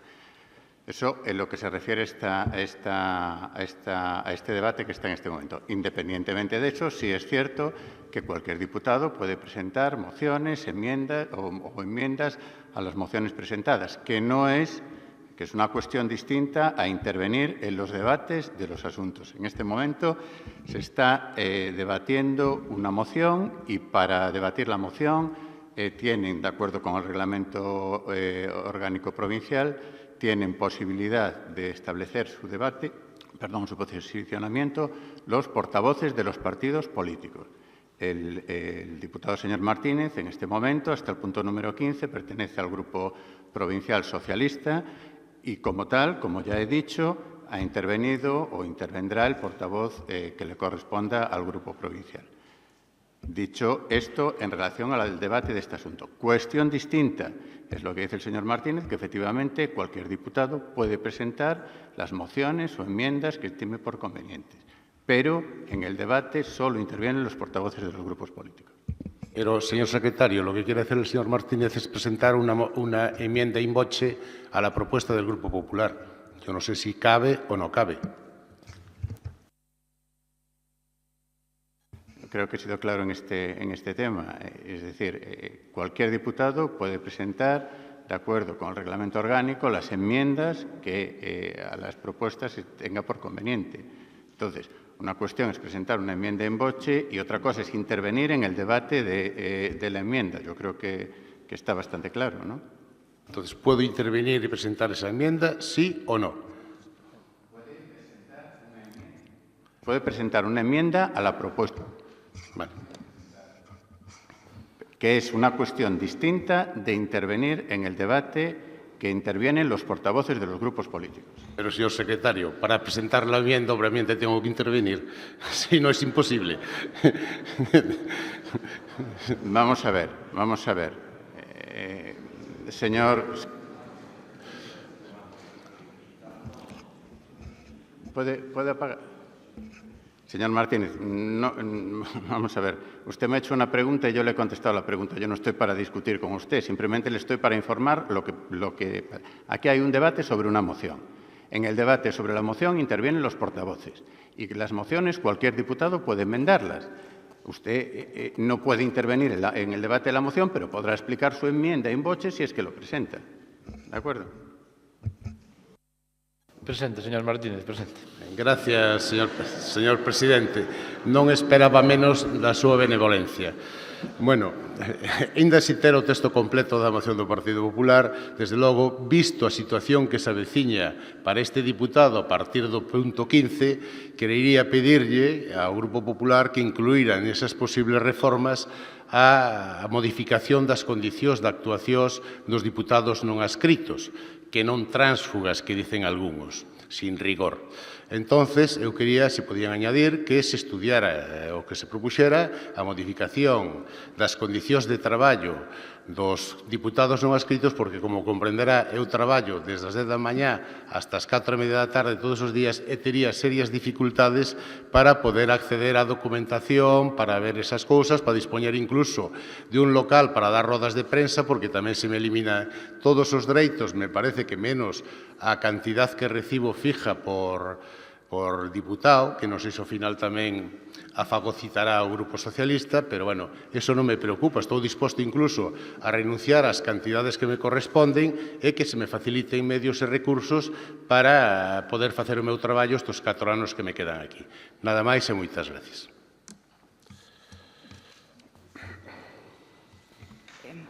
Agradecendo a claridade coa que se expresou o señor secretario, e de antemán aceptamos a emenda que presenta o señor Martínez. E que creo que cada intervención que traiga preparada a cada sesión plenaria nos últimos tempos, a realidade sempre vai a superar a ficción. Eu non sei se o voceiro intervinte representante do Bloque Nacionalista Galego ou o voceiro do Partido Socialista que interviniron antes siguen dicindo que aquí non pasou nada e que todo sigue exactamente igual e que son vostedes un goberno unido e un goberno que está a traballar preocupado polos intereses dos lucenses. O mellor o son, pero parecer non o parece. E non porque o diga o Partido Popular, senón porque a realidade, como digo, é terca e constantemente nos empeñan en demostrarnos que temos razón. E agora entendo, porque realmente recordo moitas veces esa expresión do señor presidente que tiña a cabeza como un bombo, e é normal que teña a cabeza como un bombo, porque mitad das veces, pois incluso como era o caso, non sabe nin como dirixir unha sesión plenaria, non? Unha sesión plenaria que cada vez se convirte en máis difícil de levar, pero non polo Partido Popular, que sigue presentando iniciativas que melloran o funcionamento desta institución, como a esta. Porque, sen dúbida, se o presidente e os seus socios de goberno se dignasen a escoitar e a intentar chegar a acordos con todas as forzas representadas nesta corporación, pois probablemente o que pasou hoxe pois tampouco houbera pasado. Si entendésemos por que o presidente poñía no punto número 15 dentro das súas funcións, que é quen fai a orden do día, a expulsión ao grupo mixto nun alarde moi interesado, unha vez máis, da votación de algúns dos seus compañeiros que para asinar a moción de censura non era tránsfuga, desde que asinou parece ser que é tránsfuga, para votar as iniciativas que trouxo hoxe a sesión plenaria na orden do día, indo buscando e recurrindo a iniciativas que se levaran hasta en 7 ocasións con acordo unánime para que non se rachara o sentido do voto e intentar dar unha imaxe do que non é, que é un goberno normal, pois aínda así saleulles mal e se houberan posto na punto número 1 ou deixaran intervir o deputado que pideu o uso da palabra, pois teríamos unha sesión plenaria un pouco máis normal, porque cando non se deixa falar a un compañeiro entendo que non se están a facer as cousas ben. Faigo outra reflexión. Que medo lle teñen a modificar o regulamento? Que medo lle teñen a que o Pleno decida moitas das decisións que neste momento están na Xunta de Goberno? Cree vostede, señor Álvaro, que están condicións vostedes de non escoitar os que representan esta provincia despois do espectáculo que están dando? Pero se vostedes mesmos se avergonzan e baixan a mirada porque non son capaces de mirarnos de frente, porque nos apartaron do goberno cando estábamos traballando e agora o único que están facendo é utilizando esta institución para enamorarse e desenamorarse en función das circunstancias. Querémonos cando nos interesan, cando hai que votar a moción de censura, era o amigo Manolo, verdad, señor presidente? Era o meu amigo Manolo, que estará conmigo en todos os sitios. Cando pasou o que pasou, que todos os coñecemos e non fai falta explicalo, xa era unha persoa a que non se lle deixaba falar e había que aplicar o regulamento. Siguen dando un espectáculo esperpéntico. Na iniciativa anterior trouxemos unha necesidade da provincia de 2 concellos, de Monforte e Samiñao.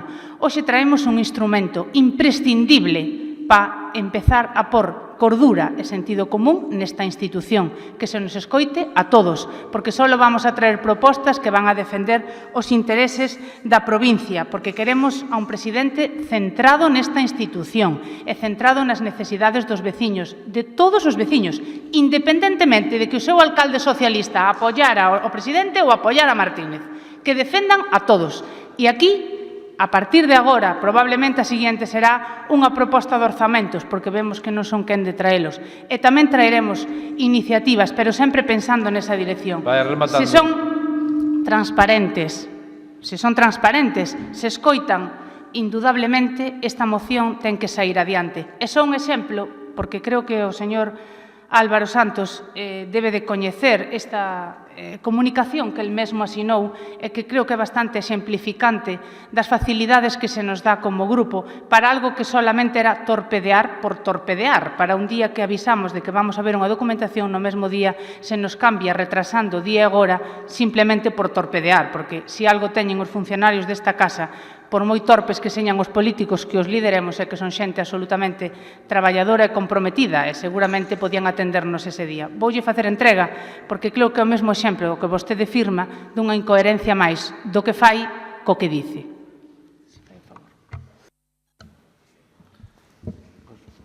3 minutos, concelleiro de Benega. Podía falar tamén, señora Candia, da convocatoria que saliu onte do Servicio de Cultura, onde na propia convocatoria se lles anunciaba que tiñan toda a documentación no horario que tiña o propio Servicio de Cultura para consultar os deputados que así o consideran oportuno, todo o canto quixeran, e que se entregaría toda a documentación, como se fixo sempre, na propia sesión da comisión.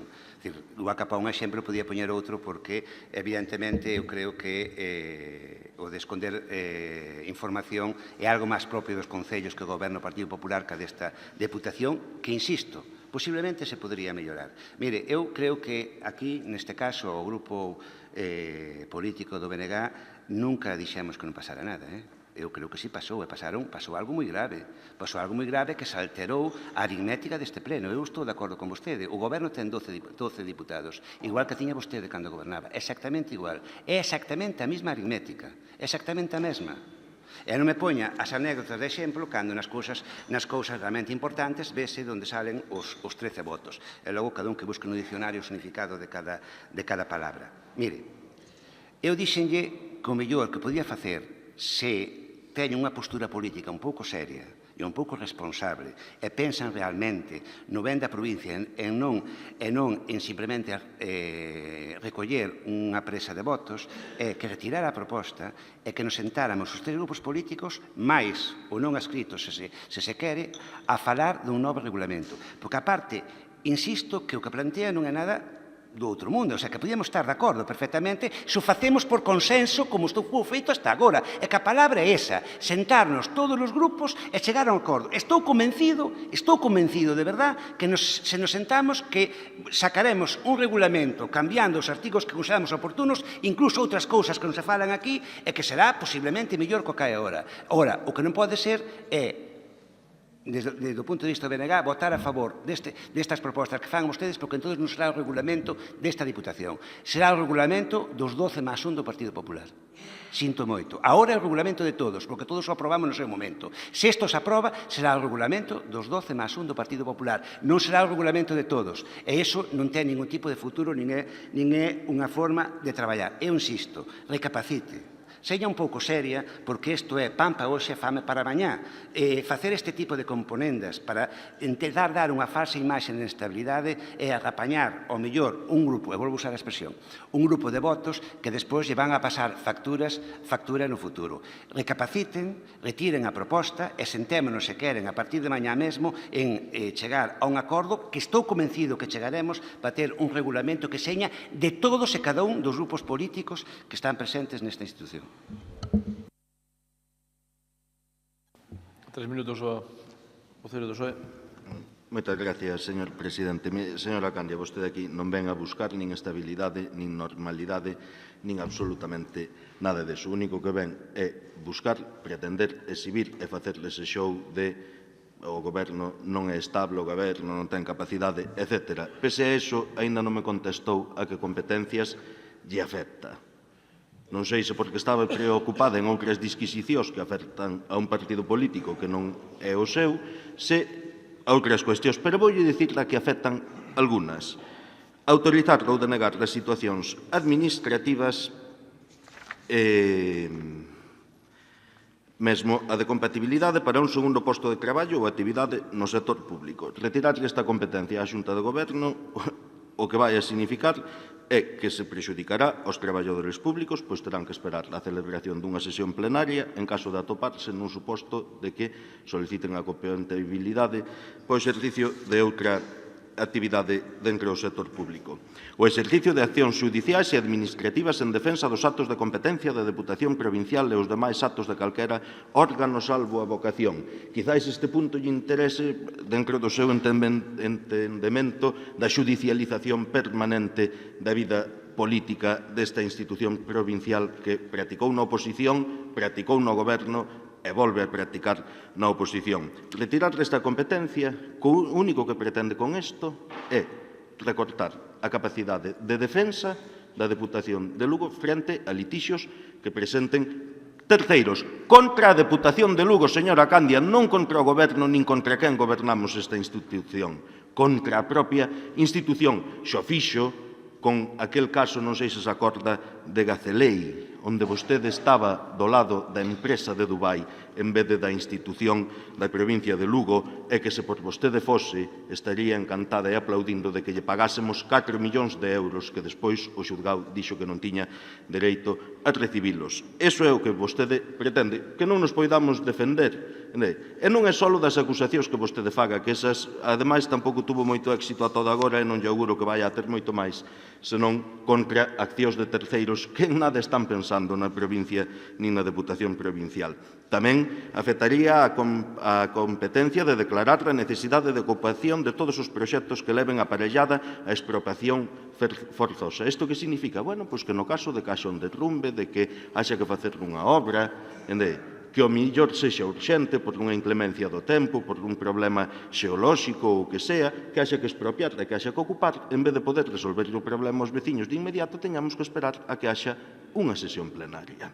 E tamén lle afecta a disposición de gastos de competencia do Pleno, sempre e cando non requira a maioría absoluta legal de membros da corporación. Isto é a disposición de gastos, non a aprobación dos proxectos. Isto que se transforma na realidade, en que virán ao Pleno, como viñan hasta ahora, a aprobación dos proxectos, pero non poderán executarse coa axilidade que necesiten os veciños que se vayan a beneficiar deles, porque non se poderá resolver na Xunta de Goberno que se dispoña, imagínese, un plan de carreteras, pois que se dispoña na Xunta de Goberno facer esa carretera, facer ese contrato ou outra. E outra cuestión que tamén é importante, que é a aprobación de informes sectoriais de estradas de documentos de planeamento urbanístico que foi pedido precisamente polo Servicio de Vías e Obras en tempos pasados para poder darlle unha resposta máis áxil aos concellos, que son os informes sectoriais que fai a Deputación en materia de estradas cando os concellos están na tramitación dos seus plans xerais de ordenación municipal e que non afectan en nada. Hai dúas xuntas de goberno, foron a xunta de goberno os informes en materia de estradas sectoriais dos concellos. Un deles era o de Barreiros. Era un informe desfavorable dos técnicos e a xunta de goberno votou, como sempre, o que informan os técnicos, dar por válido ese informe desfavorable, non? Outra cousa é que vostede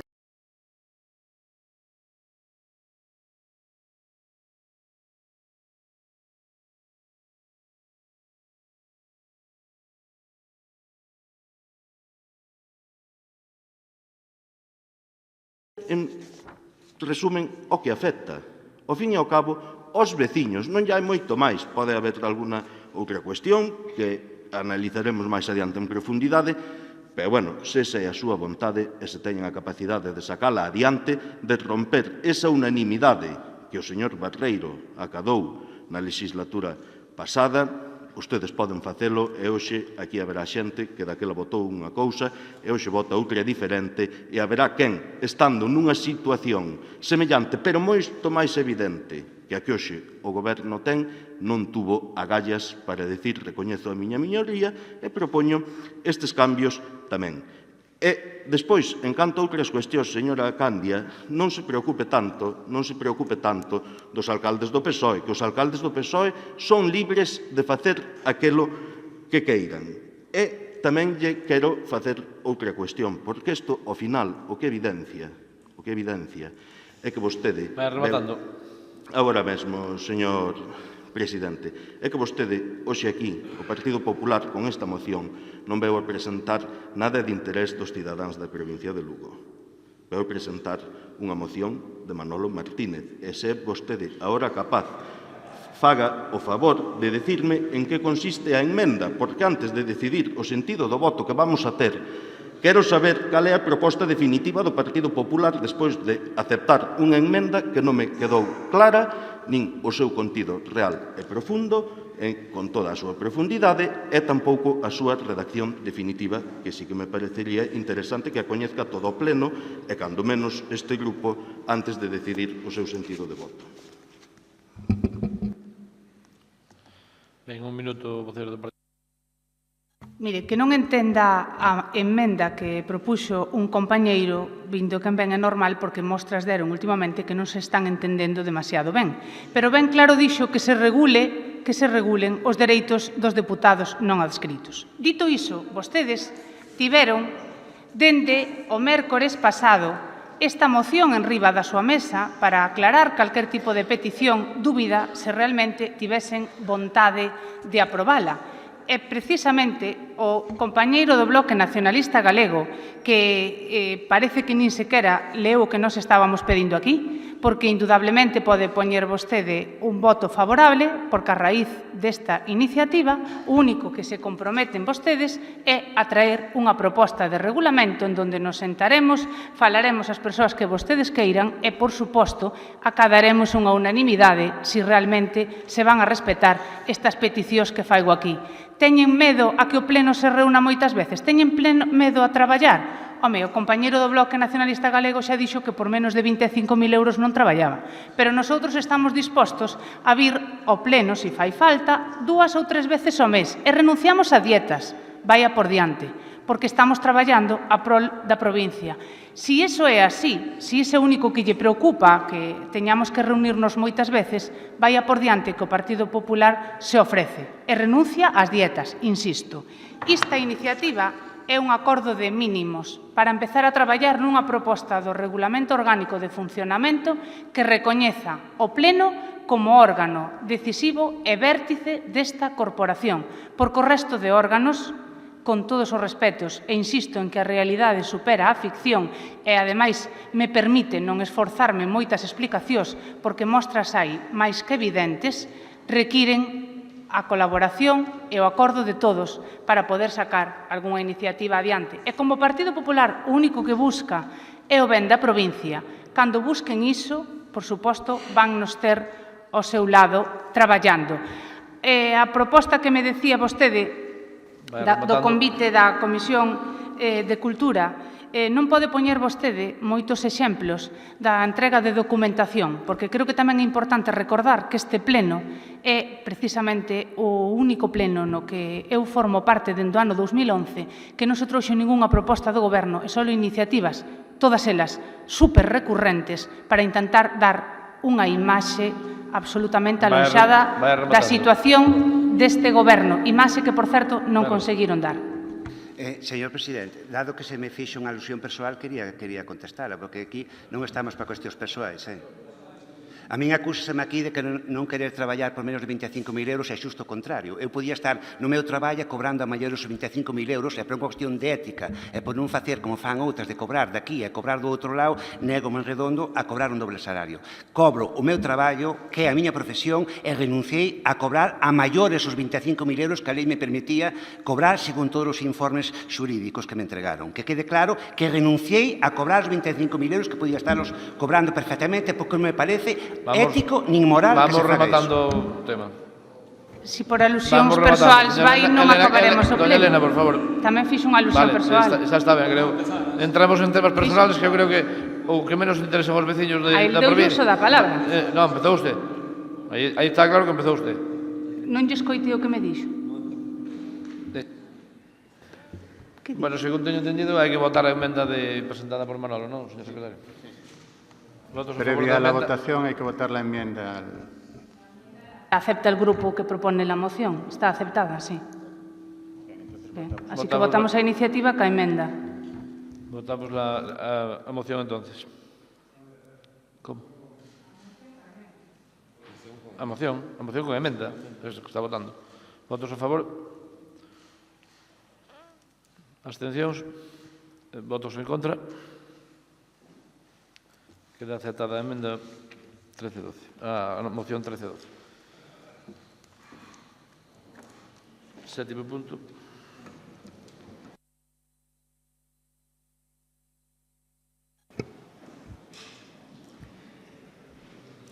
Asunto número 7. Conta da resolución da Presidencia pola que se aproba a composición das comisións informativas.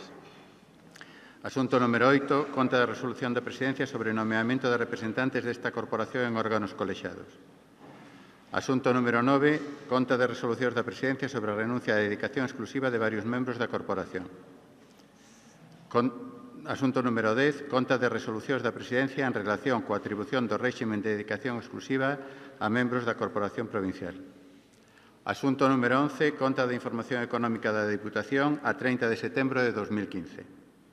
Asunto número 12. conta do informe de avaliación do cumprimento de obxectivos que contempla a Lei 2/2012 de Estabilidade Orzamentaria e Sustentabilidade Financiera a 30 de setembro de 2015 e previsións a 31 de decembro de 2015. Asunto número 13, conta dos informes do terceiro trimestre de 2015 relativo ao cumprimento de prazos da Lei 15/2010 da Deputación de Lugo, da Sociedade Urbanística Provincial de Lugo S.A., do Consorcio Provincial para a Prestación do Servicio contra Incendios e Salvamento de Lugo e da Fundación para o Desenvolvemento das Tecnoloxías da Información e da Comunicación, TIC, e informes dos meses de xullo, agosto e setembro de 2015 do Real Decreto 635/2014. Asunto número 14, conta das resolucións da Presidencia adoptada durante o mes de outubro de 2015. Asunto número 15, conta do informe de Secretaría en relación co escrito presentado polo voceiro do Grupo Provincial Socialista relativo á determinación dos membros de dito grupo. Non hai resolucións da Presidencia e antes do turno de rogos e preguntas hai a proposta dun asunto fora da orde do día. De acordo co artículo 97 do Reglamento Orgánico, pódense incluir na orde do día logo da declaración de urxencia polo Pleno como requisito indispensable coa maioría absoluta unha vez adoptados os asuntos tratados hasta ahora. Moitas gracias, se me permiten. Trátase de un asunto que é a organización que toca este ano dos premios Otero Pedrallo. Lembrar que son os premios 2015, lembrar que son os premios que organizan as 4 diputacións de forma rotatoria, e este ano toca a Diputación de Lugo. Dadas as datas nas que nos atopamos, e dado que foi materialmente imposible convocar a comisión nos prazos correspondentes, que sería en teoría para o próximo xoves, he falado de xeito informal cos portavoces dos grupos políticos, decidimos que a mellor opción era traelo como unha moción, unha iniciativa de urxencia a este pleno, para que así se considera oportuno esa urxencia, poder aprobalo e, cando menos, poder convocar os premios neste ano 2015 e leválos adiante, pois, se é posible, neste mesmo ano, como moito a principio. Se non se fixera así, teria que quedar para o pleno de decembro, co cal meteríamos xa en moi avanzado o ano 2016. Hai que votar la urgencia. Votos a favor da urgencia. Unanimidade.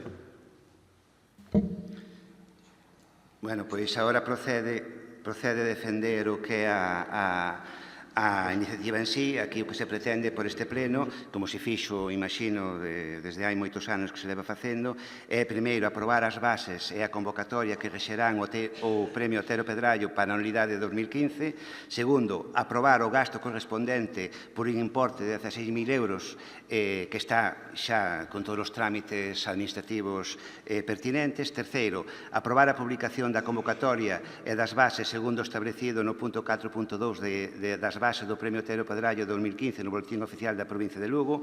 Cuarto, delegar, neste caso, no deputado de Área de Cultura, don Xosé Ferreiro Fernández, deputado delegado de Cultura, Patrimonio Histórico, Artístico, Artesanía, Deseño e Normalización Lingüística, a representación da excelentísima Diputación Provincial de Lugo como membro do xurado do Premio Otero Pedrallo, sempre a representación do presidente da Diputación. E quinto, designar a doña Pilar Campo Domínguez como membro do xurado do Premio Otero Pedrallo. A Diputación que organiza o premio nomea a maiores unha persoa para estar no xurado. Neste caso, decidiuse que fora Marica Campo, porque era a que estaba designado ano pasado, pero por un problema de saúde non puido participar no xurado, co cal decidimos que propoñerlo a ela aceptou, se así o considera este pleno, que seña a persoa que representa a maiores no xurado desta Diputación de Lugo. Ben, votamos a proposta, non sei se hai debate. Creo que procedía dar as gracias pola unanimidade, vaya por diante, e a pesar das provocacións anteriores, todo sexa pola cultura e todo sexa por esta iniciativa, renunciamos a ningún tipo de debate e vamos a votar favorablemente. Como a educación ante todo, en todo caso, desculpade que se me esquecera, desculpado o erro, non teño ningún problema en recoñecer cando me equivoco, que tiña que haber empezado a miña intervención agradecendo a aceptación da urxencia da moción, inda que, insisto, xa o faláramos previamente, inda que de xeito informal. Só agradecido, que quede claro. Como? Creo que hai dos preguntas máis. Votamos, non? Sí. Pero non era unanimidade, diciste... Eu creo que vos entendí que era unánime a cousa. Pero votamos, veña. Votos a favor da proposta? Eu creo que dixen. Xa se falou antes da unanimidade, pero bueno. Preguntas logo.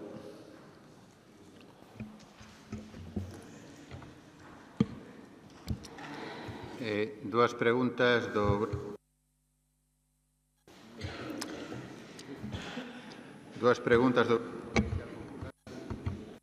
A 43.610 e a 43.798 de rexistro de entrada na Diputación. En primer lugar, tendo en conta que por resolución da Xunta de Goberno desta institución de data 15 de maio do 2009, o anuncio e as bases que regulaban a selección de entidades públicas ou privadas sen ánimo de lucro para a dotación de contidos de aulas de interpretación da natureza e a participación en redes de intercambio de experiencias no marco do proxecto Lugo 2 da Deputación Provincial de Lugo foron publicadas no boletín número 120 de 20 de maio do 2009.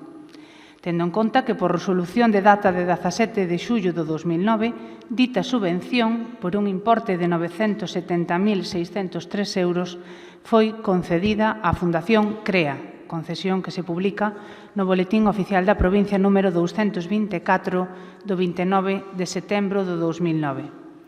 Tendo en conta que recentemente o Xulgado Contencioso Administrativo número 1 dicta sentencia pola que estima o recurso presentado por outra fundación, a Fundación Matriz, e falla anular o acordo da Xunta de Goberno Provincial do 7 de agosto do 2009 polo que se aprobaba unha concesión de subvención mediante a firma dun convenio cuxo proxecto era a dotación de contidos de aulas de interpretación da natureza e a participación en redes de intercambio de experiencias nese marco do Lugo 2. Este proxecto estaba cofinanciado co 70% de fondos da Unión Europea a través do Fondo Europeo de Desenvolvemento Regional. En ela obrígase a que esta institución retrotraiga as actuacións ao momento no que o Comité de Avaliación debe analizar as memorias presentadas e que se efectúe a conseguinte proposta ata que o procedimento conclúa coa concesión de subvención á entidade que por dereito corresponda. Traemos a pleno a seguinte pregunta. Cal vai ser o acordo que vai adoptar o Goberno provincial? Executar a sentenza, polo tanto, retrotraer as actuacións ao trámite administrativo da avaliación de solicitudes presentadas para que novamente, con arranxo ás normas básicas do procedimento administrativo, se estuden e valoren as propostas presentadas conforme as bases, ou presentar recurso a dita sentenza de ser o último e, se novamente recae sentenza no mesmo sentido e tras a avaliación das propostas presentadas, a beneficiaria da concesión da subvención non é a Fundación CREA, como vai a resolver esa duplicidade? Vai contestar o voceiro do Partido Socialista.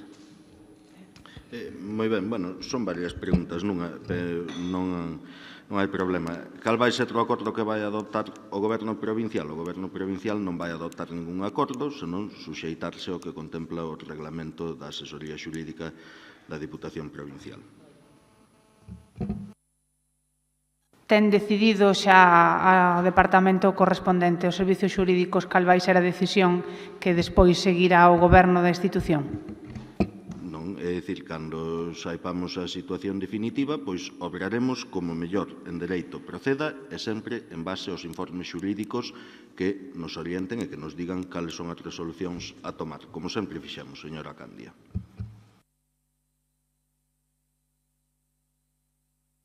Segunda pregunta. Gracias, presidenta. Onte, 23 de novembro, publicábase nun medio de comunicación unha noticia na que di que un informe municipal corrobora as supostas irregularidades na casa do señor Darío Campos, presidente desta institución provincial de Lugo. Nesa noticia afirmábase que a arquitecta municipal da Pontenova confirma a vivenda do señor Campos non cumple as distancias marcadas por a lei e, aínda que habita nela desde fai anos, o presidente da Diputación e alcalde da Pontenova solicitou a licencia de primeira ocupación fai apenas un mes. Ante o exposto, traslado a seguinte pregunta. Señor presidente, son certas estas afirmacións publicadas onte nun medio de comunicación? Gracias. Si podedes considerar certas, e gracias pola preocupación que teñen ustedes polos meus asuntos particulares, que é unha cousa que lles interesa moito aos veciños de Lugo. Son certas, pero non se preocupen, eu si teño que ratificar algunha cousa, se os medios técnicos do Concello me digan que teñen que ratificar algunha cousa, vou ser o primeiro. Son o máis interesado en ratificar todo o que teñen que ratificar, non se preocupen. Gracias. E máis, gustaríame dicirles tamén algunha cousa, porque, bueno, aquí comentouse o tema do mal goberno e do desgoberno. Iso é o que pretenden ustedes. O único que están traendo aquí é que provoquemos problemas e desgoberno.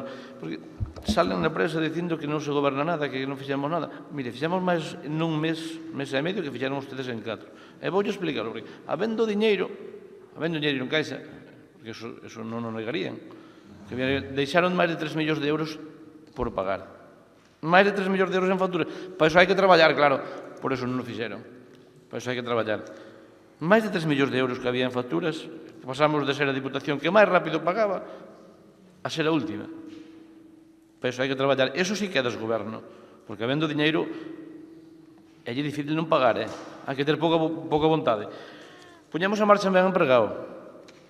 250 personas, ustedes estuveron 3 meses, non fixeron nada. Sí, fixeron cousas importantes. Convenios para os seus concellos, obviamente. 5 millóns de euros en concello. Para os nosos, non. Vamos, eu creo que foi o que fixeron. Neses 3 meses ou 4 meses, o único que fixeron foi eso, non pagar facturas. E máis, encontramos un decreto que non foron capaces nin de pagar con 30.000 euros en horas extras. 30.000 euros en horas extras. Non foron capaces nin de pagar de los seus. Non foron capaces nin de pagar de los seus. Que é triste, Señor presidente, eu preguntei unha pregunta en concreto, se usted quer abrir outro debate, abrimos. Mire, eu voulle explicar. A nos preocupábanos unha situación... Foron ustedes con temas personais, un pouco de respeto tamén. Pero eu preguntei por unha situación... Estaba falando eu, e que empezaron ustedes cos temas personais foron ustedes. E co do desgoberno foron ustedes. Eu non dixe nada de desgoberno neste pleno. Nada. Foron ustedes. Desgoberno é tendo diñeiro non pagar. Porque hai que mirar as facturas, claro. E iso leva tempo a traballo. O do ben empregado, 300 personas que puñamos a traballar, eu non vi que fixeran ustedes nada durante 3 meses. Que resolveron durante 3 meses? Pregunto, resolveron para ustedes. Si mo permite, contesto, porque me está preguntando. Dígame algo que fixeron para a provincia de Lugo, para todos. Dígame algo útil que fixeron para a provincia de Lugo. Permítemo que lle conteste. Pois mire, nós para a provincia de Lugo chegamos, puñémonos a traballar, mobilizamos todo, atendemos a todos os concellos da provincia. Dígame algo concreto, que fixeron. Duplicamos os servicios sociales, duplicamos a teleasistencia. Mire, e entre outras cousas, non só convenios para os concellos do BP, tamén para a pista de pal do seu concello, da Pontenova. Perdone, para a pista de pal do meu concello non me deron permiso. Está equivocado, non me deron permiso. Perdone. Non me deron permiso. Voulle dicir o que fixo usted. O que fixo usted foi, en 2 plenos, a un nos trae unha moción das touradas. A este non nos trae nada. Nin se convoca unha comisión, nin se fai aprobar simplemente mocións. Propostas de goberno cero. En a Xunta de Goberno, sabe que fixeron? Pois o que fixeron foi paralizar a venta do Audi A6, que debe ser o máis importante, e paralizar a iluminación do Río Rato. Iso é o que fixo usted. Desgoberno total, señor. A min unha cousa concreta non me dixo que fixera. Movilizámonos, sí. Movilizámonos para levar os convenios para os concellos do BP. Pero eso sí que se movilizaron, sí. Non pagaron facturas porque non teñen tempo. Facendo outras cousas, obviamente. Eso está claro. Pero, presidente, os 400.000 euros do seu convenio... Home, que...